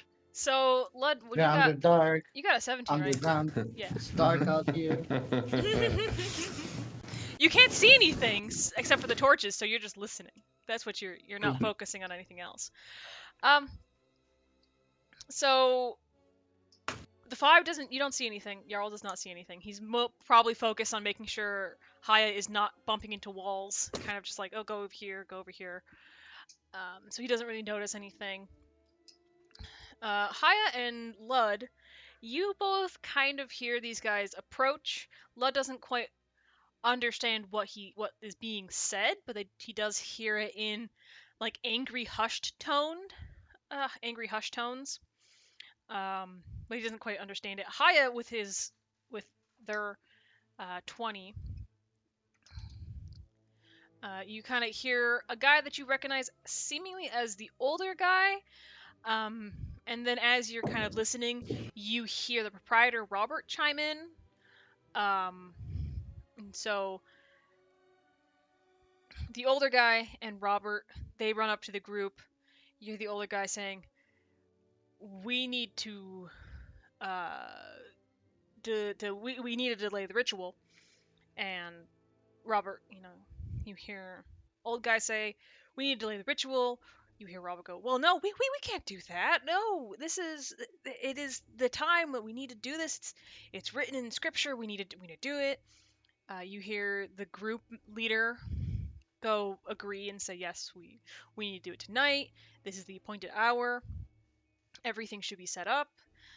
And then the old man goes, "You know that there's a group in here that is aware and has been here. You can tell that it's those stonemason whatever group. They've taken the book. They've seen this crypt. They came up from the stairwell." And then you hear Robert going like, "It's fine. Everything's okay. Let's just do the ritual. Everything will be just fine." And this old guy is like, "No, this is a bad idea. We shouldn't do this." So that's kind of what you hear down the hall. And kind of the last. I relay this information. And then like one last thing that you hear is the head guy in the robe going, "We will. At the end of the day, it's not your decision. We will go ahead with the ritual at this appointed time, and if anything bad happens, we will deal with it." Sort of, not like ominous. We will deal with it, just like a we will adapt sort of thing. Yeah. Okay. Cool.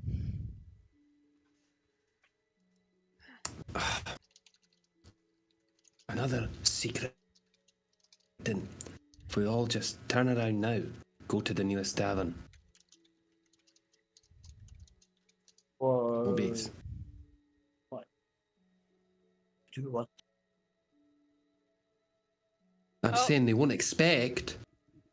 They won't expect us to turn around now and go to the nearest tavern. Yeah. They wouldn't also expect us to just shit here on the floor. Should we just shit here on the floor?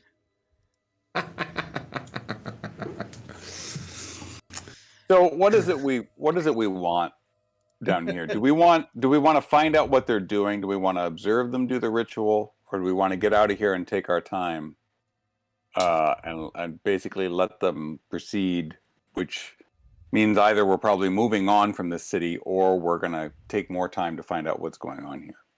Well, one thing I don't want to do is be down here when they finish whatever ritual it is that they're going to do, because you don't want to be around with that. So if we're staying down here, we've got to stop them. We're going to let them do it. We should go, How many people have we seen the entire church so far, Morgan? Are they summoning whatever that is behind you, Morgan? Oh, what's behind me? My cat. You just see him, or the big box. that I left for my cat. Oh my god, click away. What are they? I'm sorry. What was the question? My brain just died. How many of them have we seen in How this many of entire them have trip we so seen? far? You've seen Robert, the proprietor man. Old dude, Danelle. Probably 2 or 3 more people. So that's like 7, and then these guys would make 12 if they're all different. So, upwards of 12. Okay, well, 12 we can probably take in a group fight. But if there are more, if there are 20, 25, we should leave because we are outnumbered and we need a better plan. That being said, I'm going to immediately flip the book open and start skimming for anything that says anything about a ritual. Clever. Okay. That's why we keep this guy around, eh? Give me Always coming up with Ar- those ideas. Arcana check while people are discussing. Okay. So, I mean, I'm not really, like, Damn. folk can do their all those rituals. I points in mean, Arcana shattering's doesn't already mean happened, right? So it's not as if they're gonna end the world again. But, Okay. Did you have a look at this too? I Just give me some help. don't know what you expect me to do, like, but Hold the light. Yeah, hold the light. Thank you. Is that a good enough help action to get advantage, DM? You already rolled. You can't do the help after you roll.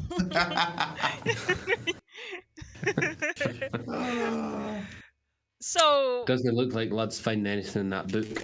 Right. So, Can I take my time? yeah, you can take your time if you guys want. how do we even know that But these guys are doing something evil? It might be that they're doing the opposite of something evil. They might be trying to, Yeah. I don't know. Yeah, we just don't have a lot of information.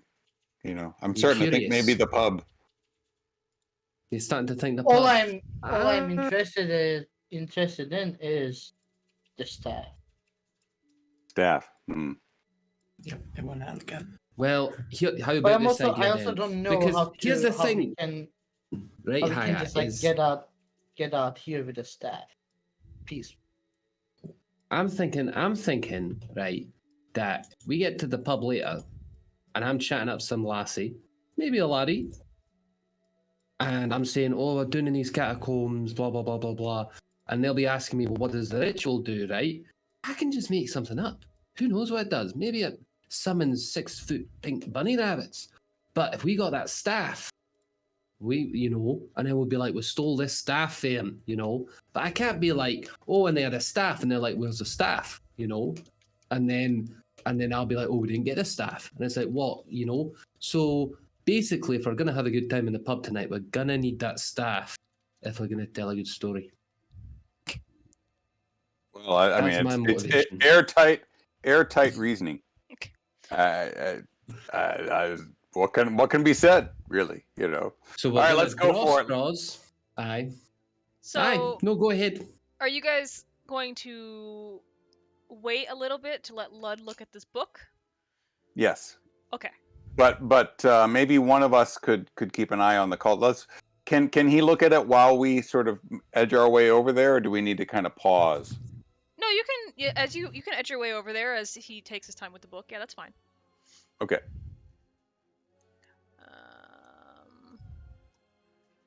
Let me. Okay. So you are over there. Where did Balgair go? Oh, there's Balgair. Haya, are you stealthy? Are you a stealthy type? Good enough. So I I have think plus maybe 8. Haya is. Yeah, I think Haya is the one who kind of tries to sidle up close to the little archway or whatever, and sort of take a peek inside and hear or listen, or get a sense of the timing here.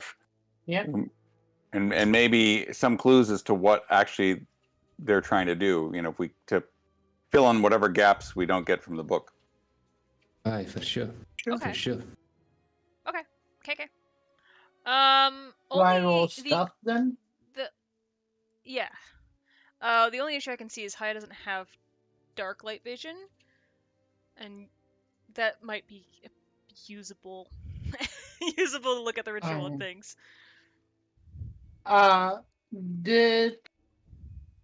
Did Luke's character have a uh night goggles, He doesn't dark have vision goggles? he doesn't have dark vision goggles. He has something. Um, He has like the light cantrip, so he can touch something and make that light. But then again, that it's. would just give disadvantage. Mm-hmm. Ah, But Yarl has dark vision, so Yarl can kind of yeah. look in. That's up to him. If you guys, while you're getting up to this area, if you guys want to give me a perception, and then Lud, if you want to give me another Arcana check. 19! Dirty 20. Dirty 20. If you want to give me another Arcana check, Lud. 26. 26. All right. So I got if Haya could help me be stealthy here, I got a 14 on my stealth and a 16 on my perception. Okay. Haya can help you probably be stealthy. Okay. I'll allow it. Thank you. Come back. I got a 6. You got a 6. Okay. You have just not been rolling well. So, Yeah, I know. I will get to the stealthing perception up top. So, Lud, you're looking at this book.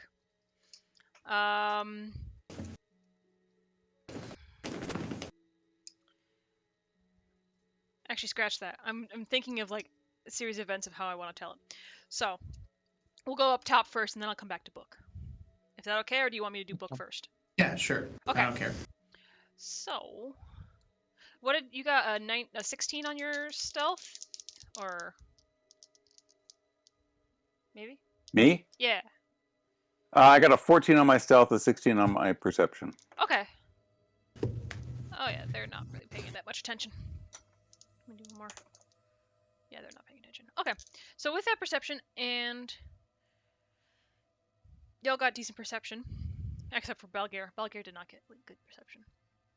So with a 14 stealth, you're able to kind of get yourself up to the archway and maybe a little bit through the archway to see the ritual better. And it doesn't. It seems like these guys. Oh, let me.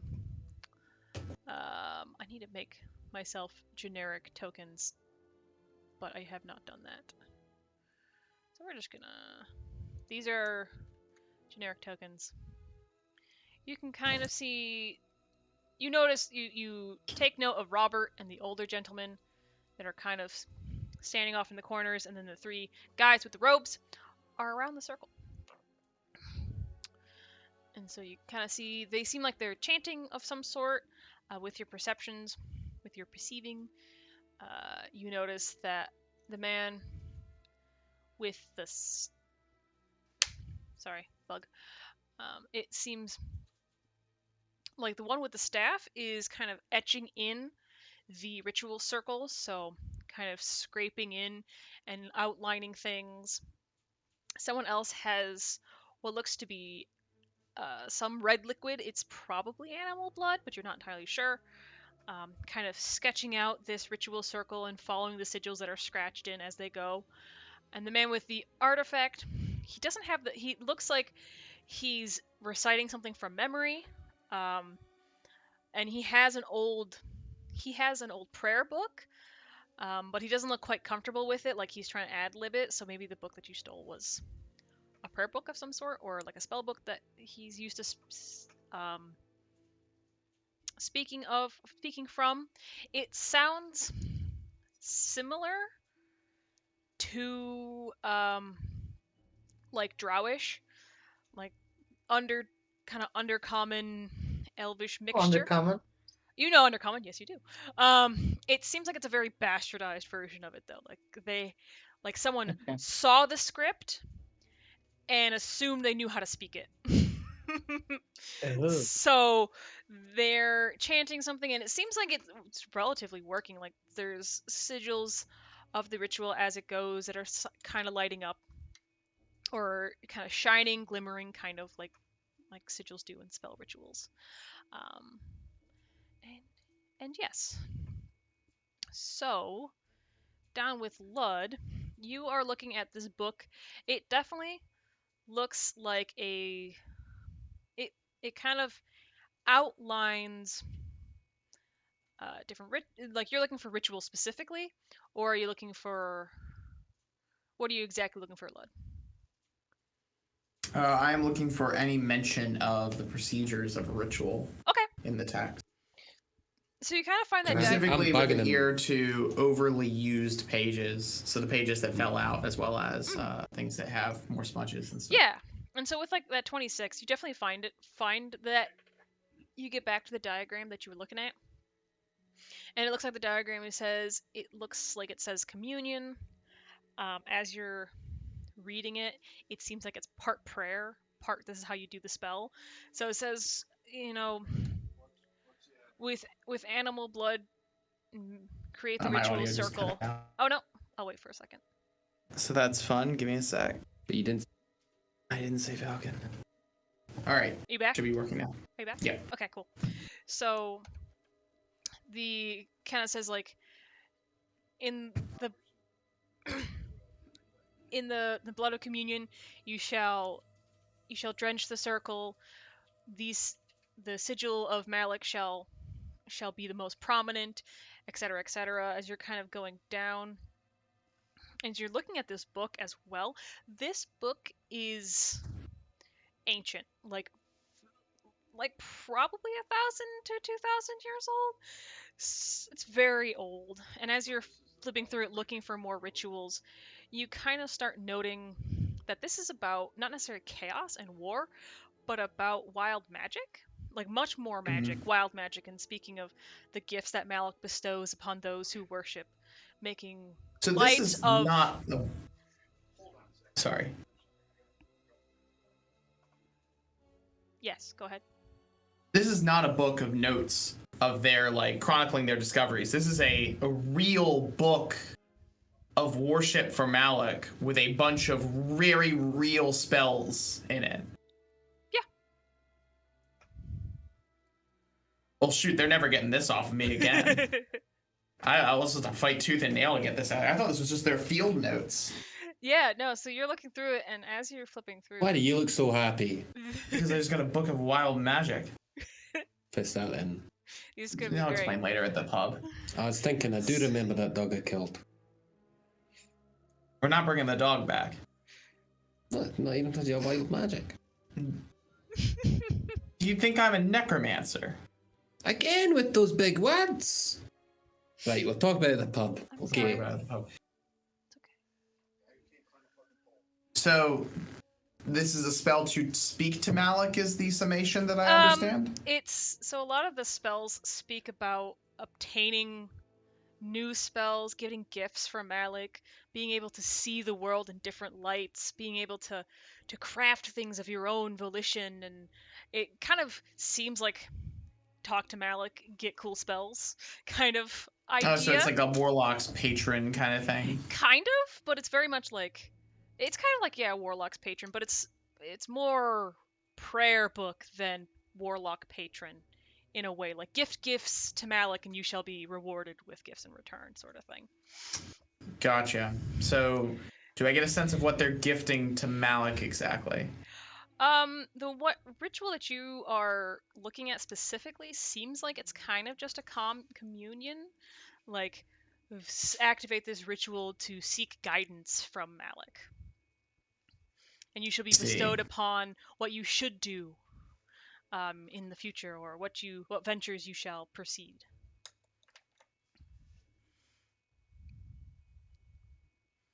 Well, all right. And I'll just put it away and you go up and find the other two. Now you have a very Where you special going? book. It's So important. up with Jarl. No mentioning of human sacrifices. No, doesn't seem like they just do talk about the blood.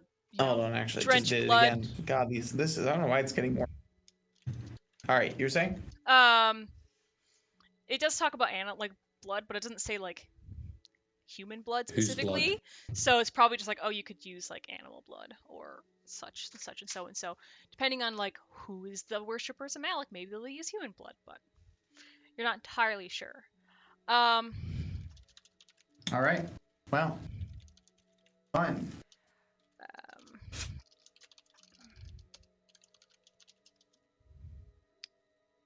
Um, Okay. Well, we shouldn't. yeah, so looking at the Steal ritual. the staff. We need it. Why do we need the staff? Because I explained before, when we go to the pub later and I tell the story of being down here, we can say we killed the cultists, saved the world, whatever, but if we don't have the staff, nobody's going to believe anything. There are so many other things you could take as a souvenir. It's not about the souvenir. Somebody's going to mention that they're a staff, and we want to show the staff off because that's what's going to get us the free drinks and all the other stuff, We'll be heroes then. Heroes. Heroes. Yeah, Heroes. If we steal that staff and leave before the ritual's done, with no regard for the actual outcome of the ritual, we'll be heroes. If you steal the staff, the ritual can't be finished. There we go. Oh, I'm not going to convince you out of it, are you? I don't know what you're trying to convince me out of. Morgan, in this exact moment, I will use my inertial armor skill.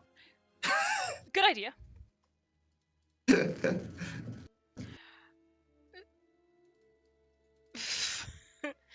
Okay, that is a good idea. I sent you a message, Thomas, if you could, on Discord, if you could check it. So, back with these lads, and you kind of are clumped together. I got kicked off for a second there.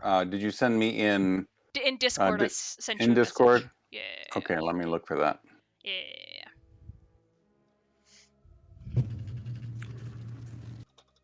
And you can respond to that. So. Besides, Haya's already after steal that stuff, so we can't even stop him then. What do you mean? I have to talk to Haya. Nah, he's all the way over. See over there? 120 feet for the telepathic link. You've already, but I'm linked. We're linked. I can just change it. You can't multi-link, surely. Actually, believe it or not, Right? I do happen to know the techniques that I would need to learn in order to link 6 people up. Okay. But I can't do it right now. That's besides the point. I just kill a link with you and link with Haya and it's done. But you're right. I mean, like, I don't. Right? I'm gonna go talk to them and I want.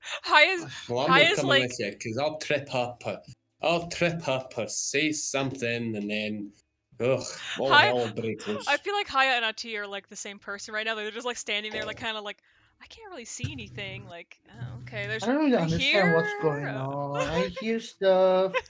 It's happening. But at the same time, I have ADHD. So, like, it's complicated. It's hard to focus So over a long time. that's okay. We'll And I have to distract myself with stupid games on my mobile phone. All fine. Haya's like twiddling his thumbs, like I want to punch something, I want to stab someone. Those are my real life thinkings as well. But so in the ritual room, so Jarl's kind of sitting here like watching, and you guys can kind of see Jarl's short, so you kind of can see into the room roughly, and kind of see what's going on. So as this ritual is happening, you kind of see these sigils kind of light up as they go, light up as they're putting down, as they're smearing the blood on the sigil as they're getting scratched in. These two people are hanging out, just chilling. The head guy is reading the ritual, and as Jarl is listening, he can hear the head guy miss words and then have to go back and change them and fix them.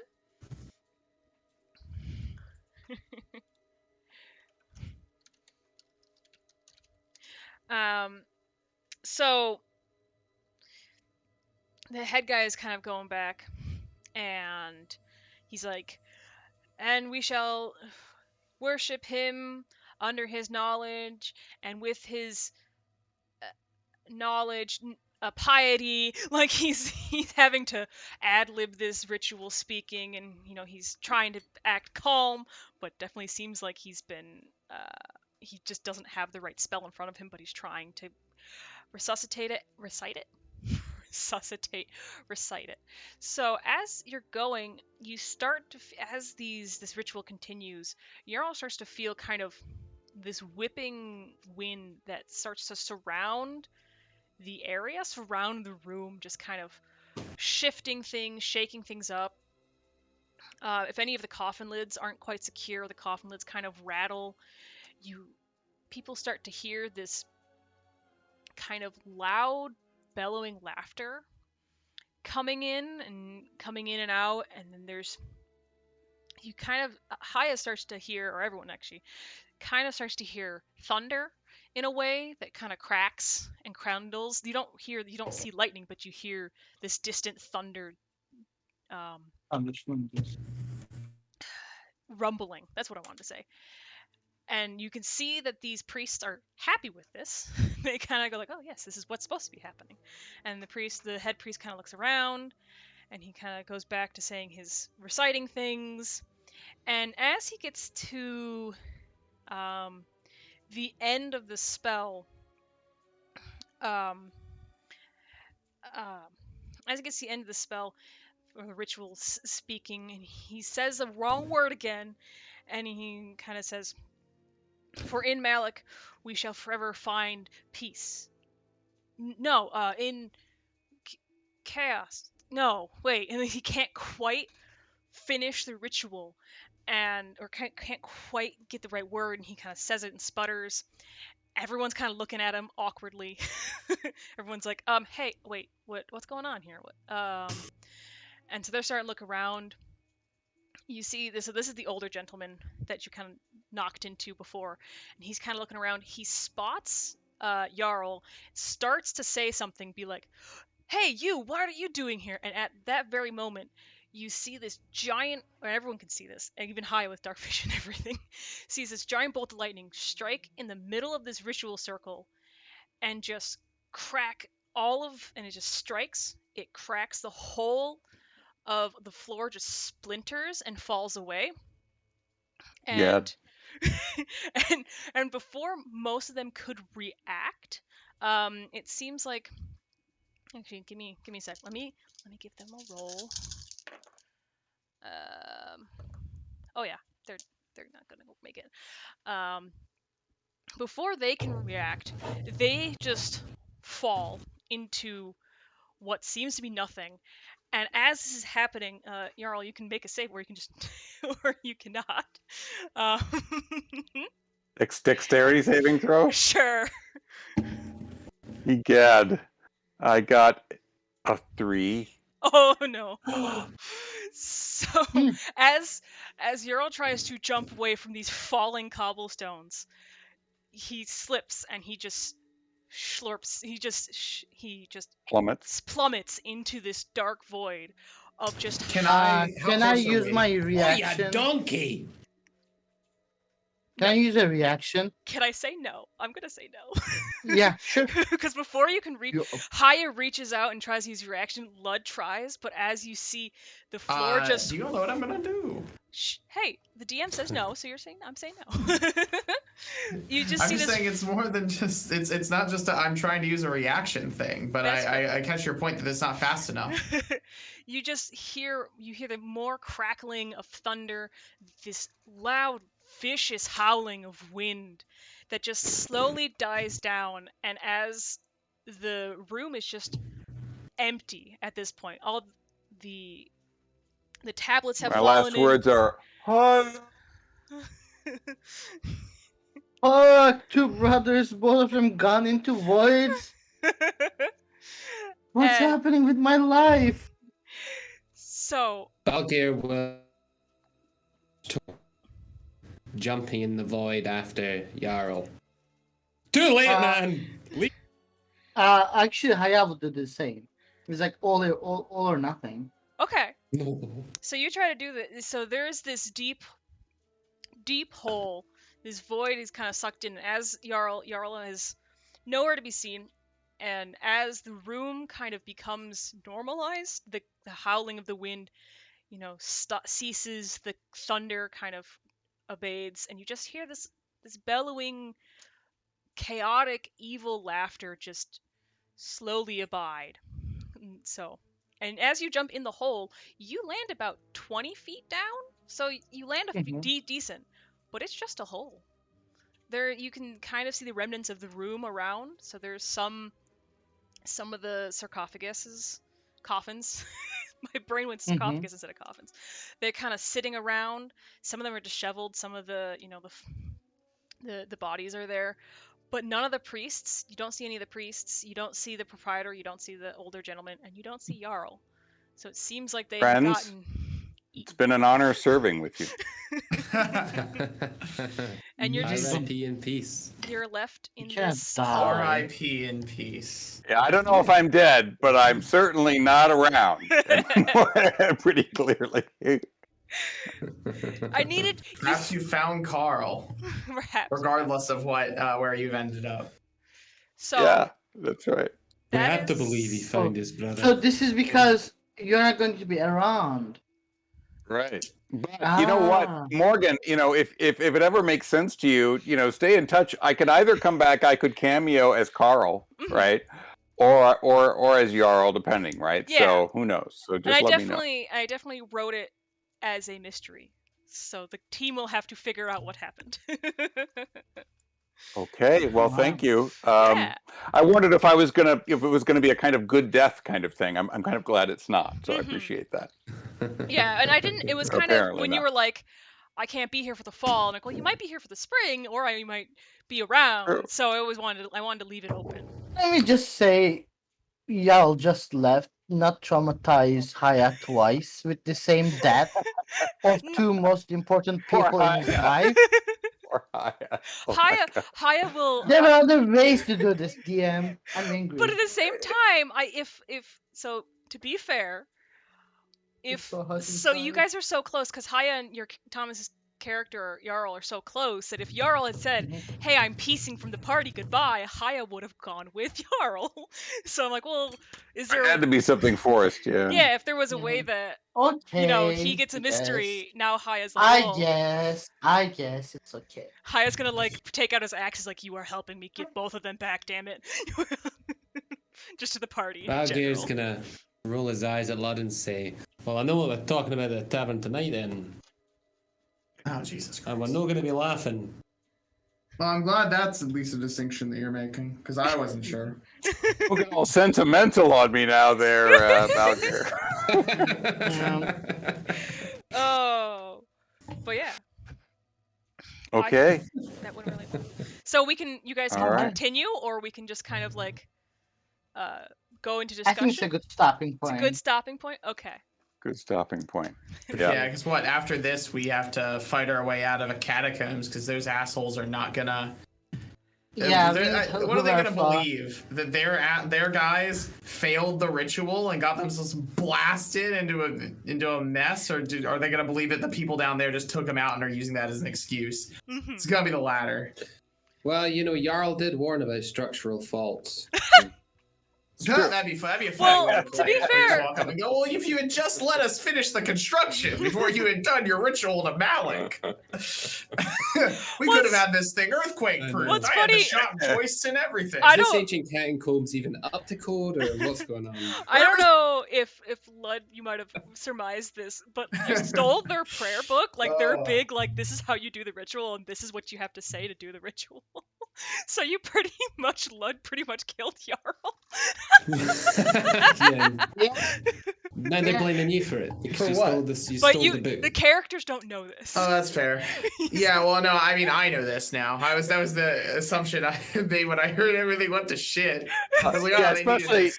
That makes sense. Especially, yeah, right. You're there with the book, and he's like screwing it up, and you're like, "No, wait, that's not right. What? How could? Hold on." It's like, If I had well, had a according to- second morph, the DM was like, "Oh yeah, Jarl." Like they notice Jarl and they start going over there, and things are picking up. I was thinking about having Luvier walk into the room and just say the last word, like stone faced. And then you would have soaked up the powers. But the thing I was actually trying to do is one of the skills that is in Discipline of Force is Grasp. It lets you like telekinetically restrain somebody. It's gonna strain Jarl while he's falling and then slowly pull him back up.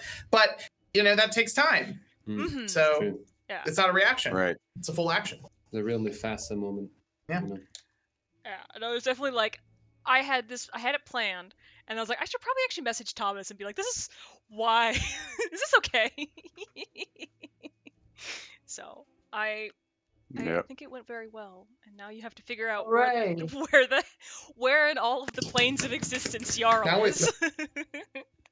It was The great two to things have you. it struggles the most to have you in have. That's game. definitely the end of Fellowship of the Ring, or something. Yeah. Oh yeah, we're in Wind Kaya's gonna be like Frodo. We have to move to Lothlorien. All the orcs are gonna be swarming here. For pity's sake. For pity's sake.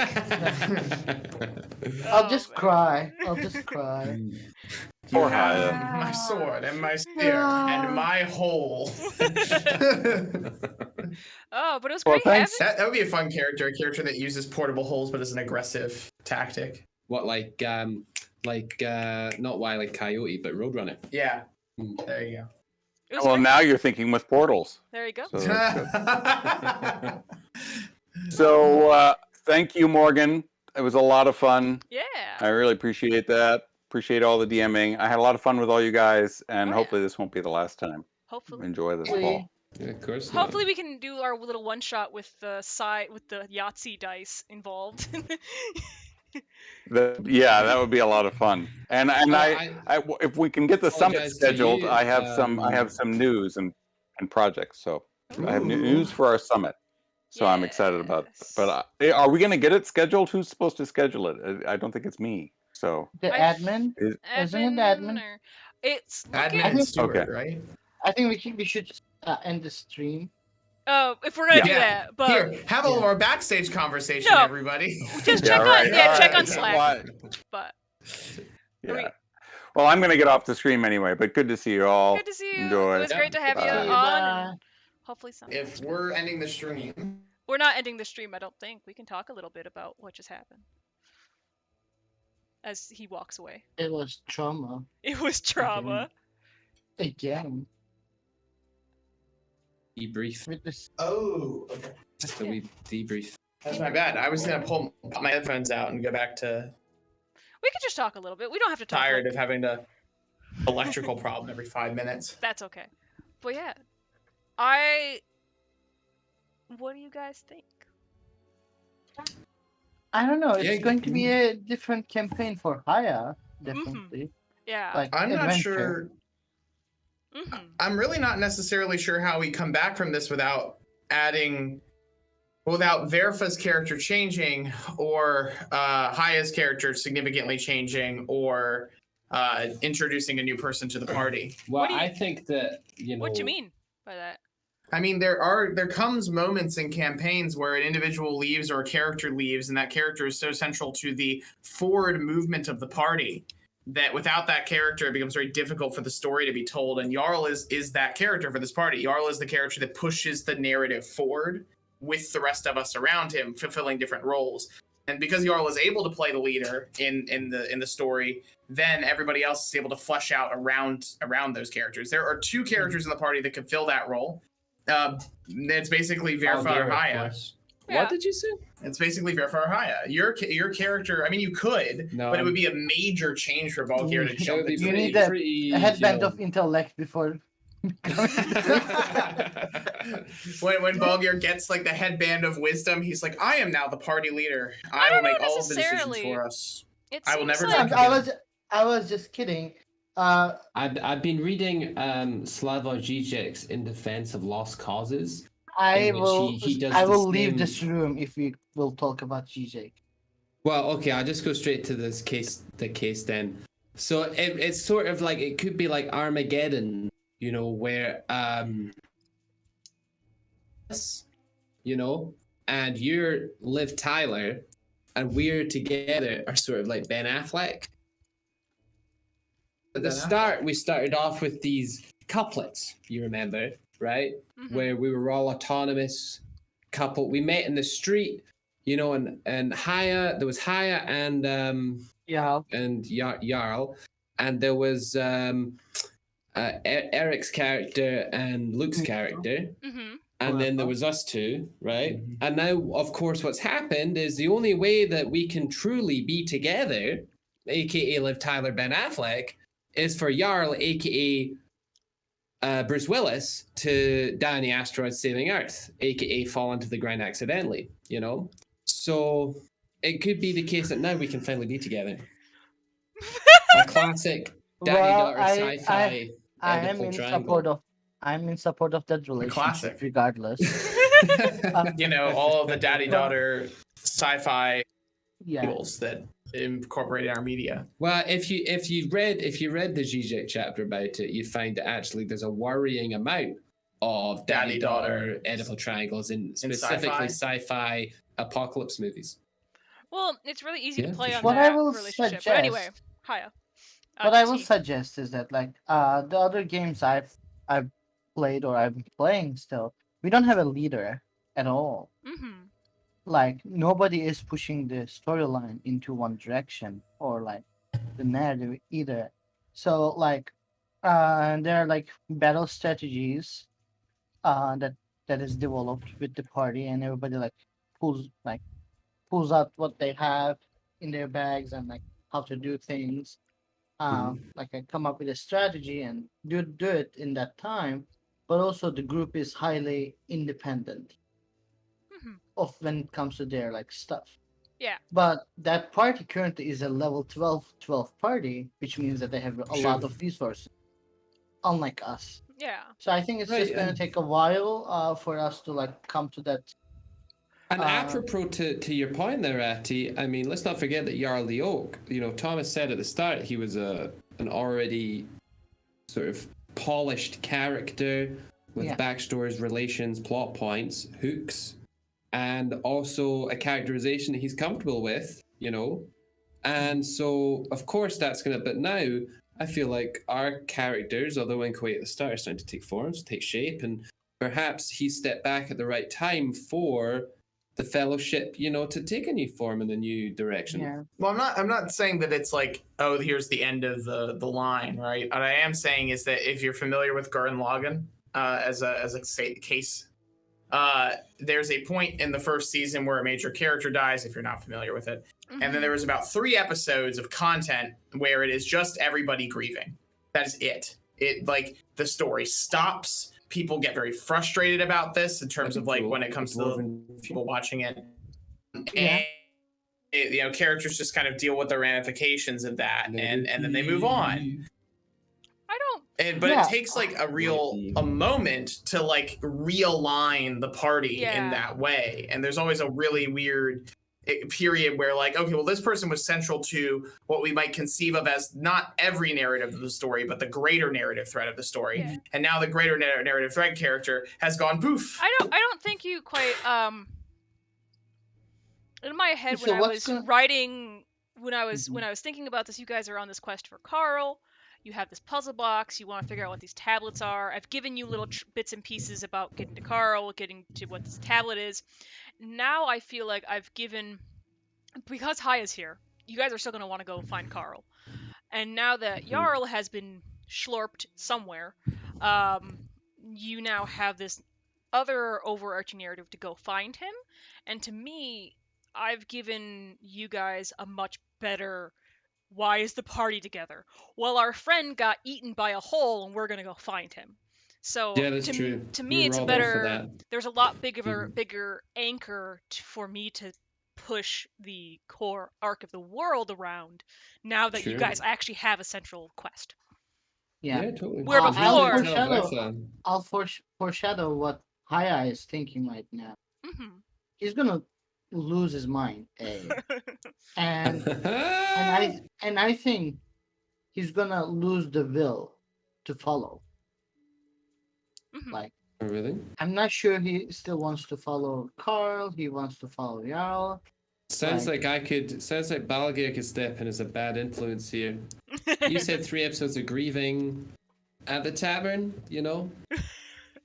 But really is Haya gonna try to step into like a leadership sort of like this is where we need to go sort of idea, or no? I don't think so, because like technically Jarl has been training him for this for a while now. Mm-hmm. But what's happening, rather a personal disconnect from the reality of that that person.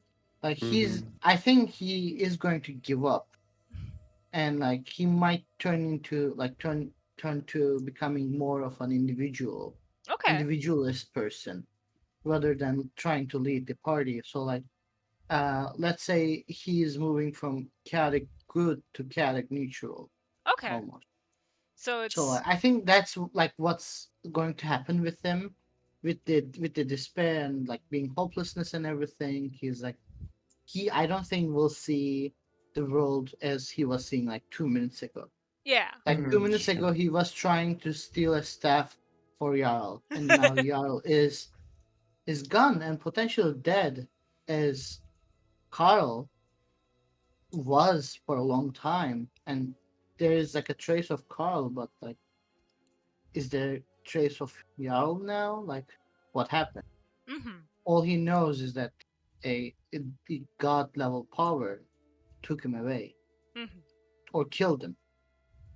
Like, so I think he's going to lose his main motivation to continue finding Carl, but he might be more focused on surviving and just like be himself. That being said, we might also start me a new character. Yeah.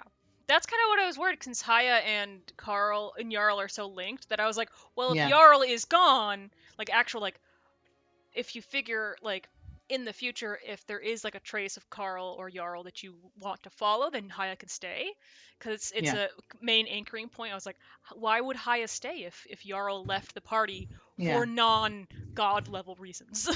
yeah. So, but we'll And have to see like, what happens. I'm totally open to new character. I'm really comfortable with like pulling up a new character sheet and like coming with a Mhm. new concept. And like I've been wanting to play a monk. We can make a monk that's Yeah. trying to escape this cult and be Oh, part of this, cool. Yeah. Yeah, this nice. group while they're trying to get out of here. And then maybe we can like write a backstory a little more with like um info about this, like lore about this cult, Mhm. and then like make it work out like that. Yeah. Because I think playing a character that is that much traumatized and like that much like individualist is really hard for me. Mhm. Will be hard for me But we could try. because like I think it's worth we'll the see. to see at least a little bit to see how Well, the maybe rest of the party gets along and Yeah. figure it out. maybe there's a bonding moment that can happen because one of the things that gives me the perspective that I have about the possibilities of the direction of what we do after Jarl is that Ludvier is by trade a hitman who is used to wandering on his own. So if the party falls apart, like Jarl falling into a pit. Great, people die all the time. Fuck it, you know. Hmm. That it's not really like a big deal for him at all. He's just like, this sucks, but like, fuck it, I could walk off on my own, and if he had just been more careful, it wouldn't have been a problem. Mhm. And but there is that possible element of the fact that like Louvier is holding back a lot of his backstory and holding back a lot of his trauma. And so, like, if there becomes a point where there's like an emotional impasse to happen between these two characters, maybe there's a place for both to have a bigger link to a reason of staying in a party like this and trying to solve this problem, as opposed to just going off and living their life day to day, as they might otherwise just do. I don't know. It'd be interesting to see what Luke's take on all this stuff is, because I am not sure that I 100% understand why Luke, why Verfa has their own reasons for being in the party, but I'm not always certain of what those reasons are. Mhm. Yeah, I think In a lot of ways, so. Balmir is the easiest to read that way. It's like, oh, friends and beer, perfect. Yeah. I have nothing better to do, I guess. Mhm. Um, I think one important thing is to plan the next semester Yes. Yeah. Yeah. Yeah. because we have elements, and I don't think we should do those on like during the stream. Yeah. We'll Uh, do that after. yeah, But I think I hope. Like I don't want to say I'm not going to force you to continue to play Haya if it's difficult for you, but just see yeah, how it plans out and if you yeah, can kind of feel it out. Because I would love if Haya were to stay and figure out this mystery, and then I have like a whole plan for what's going on, but I Yeah, also yeah. can work it without Haya. We'll see. So it's like We'll see. whatever's comfortable for you. I'm never gonna I try was to. I was just like proposing Mhm. another deal. Yeah. You can see my cute kitty. To be honest, though, I don't know. I mean, maybe there's a switch out for me too in the future. We'll see how hard party cohesion continues. But if I do switch out Louvier and say Louvier goes, oh well, you guys are doing good shit, but I'm just gonna go back to living my life. And if we bump into each other, we bump into each other again. Then like, I'll make a character that's more how should I say, on the other spectrum of characters I play, which is zany, ridiculous nonsense. I do get kind of tired of being the drab asshole in the back of the group sometimes. Yeah. It's hard. And It's hard. I'm okay with people switching out characters. I'm not changing. Ball character, you're not changing. We do not expect you to change. You are perfect as you are. I definitely think Bulgaria party of Bulgaria. I like the more like somewhat serious but still funny party that we have. Like you all are like you're focused on the story to the point where like you can remember things and you can hold bits and pieces around in your head, but you're also not you're willing to also just be funny. That's kind of my perfect D&D group of you can have a story, but you can also have fun with that story. Like you're not super serious, but you're also not like I'm gonna go throw myself Yeah. a party and I'm not gonna go build myself a tavern and live in the tavern. It's like Well, there's a story that I'd like to take you on. yeah. But But Yeah, it's a also game, I you know, I yeah. agree Yeah. with but also I agree with Glenn. Because we have to reconfigure or figure out from the first point, yeah, like why is this party together? Mhm. What's holding them together? And I think for a while, like, and this is like a criticism both like to the players and DM from Mhm. me as a player, and I have not done anything about this either, so like I'm as guilty as anyone else for that matter. Is that we like looking for Carl was a good thing for Haya and Jarl, but I'm not sure why rest of the group just tagged along because neither Haya or Jarl was that charismatic of a yeah, characters to be followed. Neither there was like any power difference. So like we have to understand why we are doing this, and I think going after Jarl will make sense to figure out what's going on. But Mhm. also we have to, I think, put everything together and find a motivation for this group because Yeah. it will take some. This is That's still in there, yeah. that's kind of how I've kind of been struggling with that same thing. There's a Yeah. monicum of like as a DM, there's always the monicum of you guys are sitting at the same table. That is why you're here together. But at the beginning, Yeah. it was like, well, you guys are recruited because someone's paying that, and then you all for some reason want We to go to have the the library. tablets. You have the tablets now. That's the kind of Wait, like who had the did Jarl have the tablets? the tablets are gone, but you have rubbings of them. We have rubbings of the Whoever tablet. does Mhm. them. Still pretty And I good. think and I think like finding that Sell those. answer, finding that answer, what keeps this group together or what makes Mhm. this group a group Mhm. will be really important. Yeah, and I I think think like go ahead. for my character, like every character has to have their own reason, and usually like those congeal somehow, but sometimes they don't. And the thing with Louvier is always this weird mix of like wanting to do something good for people, wanting to like confront the past, but also on some level being unwilling to, and also being like, well, I have to make money regardless, and these people made me the most money I've made in a long time, so I'm going to stay with them. It's this weird mix of business and wishy-washiness. But that, and again, it inherently doesn't add like there are some characters that never cohere in the way that you want them to, at least not until there's like a big event that gets them to stick in. And like that's just it's the one of those long game characters where it's Yeah. like he's always going to be at the fringe, the lone wolf who's just kind of like willing to go fuck off at any Yeah. point in time. But I is a different style of campaign. That's like a merc campaign, very different. Mm-hmm. And those Yeah, can like- work, but everybody in the party has to be there. Like we're a shitload of money, and that's the point of this group.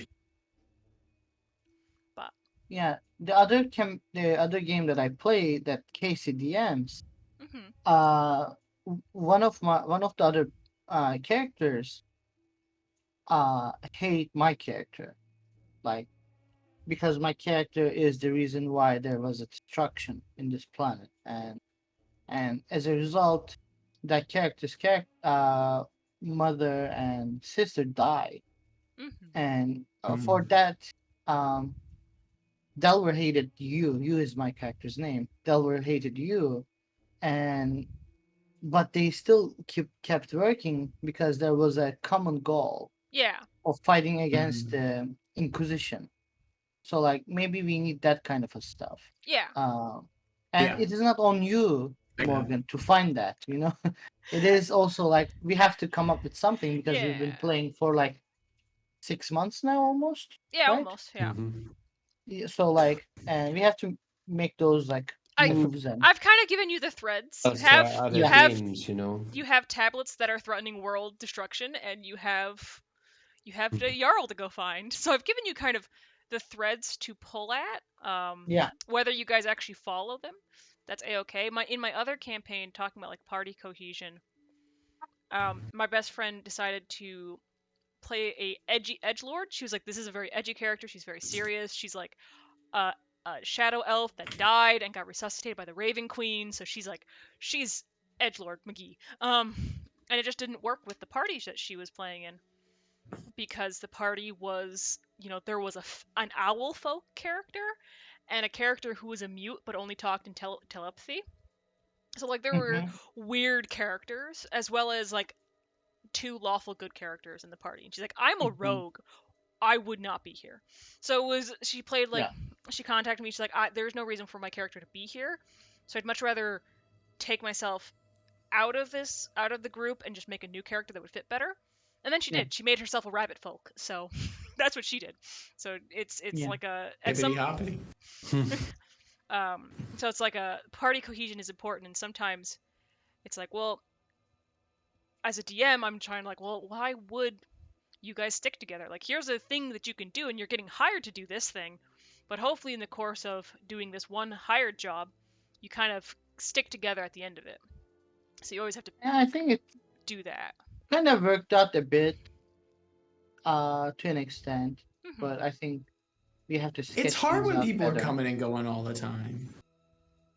We've lost 2 party members, and then we lost you for a while, Ati, because you were, doing Yeah. other work. And when you're in that position, party cohesion's really hard. It really depends on having everybody at the table. And then, a party that's cohered well enough later in their time playing D&D can start filming micro parties. So like you Yeah. have 2 or 3 people who are really tight in a party of 3 people aren't there, the mini party will just go adventure on there. Mm-hmm. Mhm. I do not hear you at Oh, all. you right stopped. now. Yeah, you stopped. You're cut out for a little Into bit. the sessions, into the Oh, weekly nice. sessions, we finally had like micro parties, and then we would each go around and manage our own stuff, and our connections became complicated enough that literally, as long as 2 people show up, there's a session. Yeah. Yeah. And that's kind of Um. it's always different with I think this group needs it has the ability to have the motivation now that I've kind of myself have figured out what the large overarching plot is. I figured that out. I have finally figured out the arch. Whether you follow that arch or if you deviate from it, that's fine. I'm not going to tell you what the arch is because I'm the DM. I don't have to.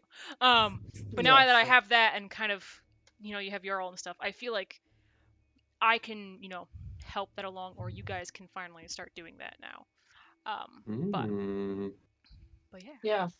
And on that matter, like, if we make the decision, is like the remaining 4 characters Mm-hmm. to go after Jarl, keeping Aya will make sense. Yeah.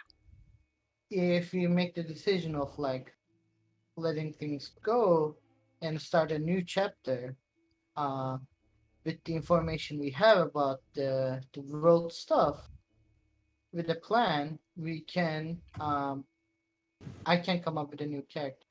Yeah, Because and I think if we make that the decision that is letter, we have Haya would be a burden. yeah, I gotcha. May I ask?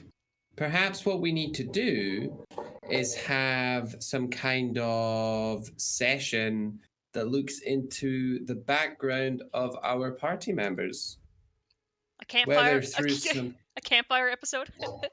Yeah, a campfire episode in which people explore where they're from, and we could retcon in, you know, the parties so that we're still doing stuff together. It would be Mhm. in, you know what I mean. Like it's done a lot, in television and stuff, Yeah. But in terms of getting So back to basics, understanding characters, motivations, and relationships. And I think that'd be a great one to bring Ryan in with, because Yeah. Totally. I don't know if Stream has heard, but we're going to be adding a character in. Ryan wants to play with us.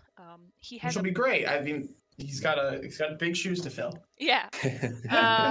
He says he has a bard of lore that he'd like to play. That's good. Love bards. So I mean, we're gonna have. Balgir's kind of like a failing bard.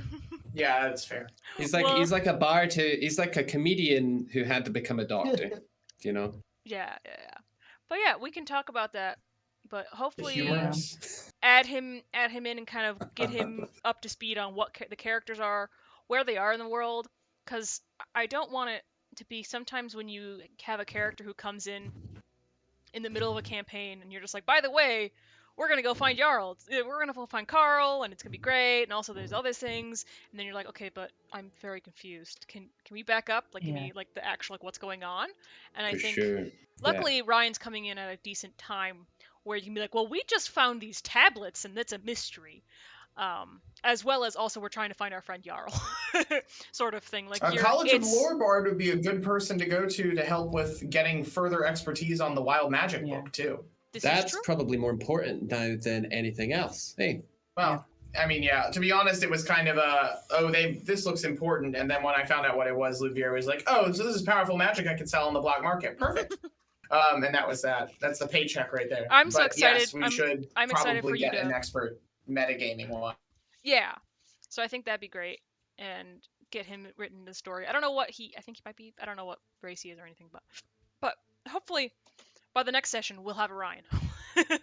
He's college educated. He's college educated. Incredible. But it is getting up to 4:30. I think I'm gonna end the stream. We can talk about scheduling stuff and then part ways. So, all right, stream. Bye, stream. Thank you for watching. Whoever's watching. Bye. People on the VOD, and we will be back.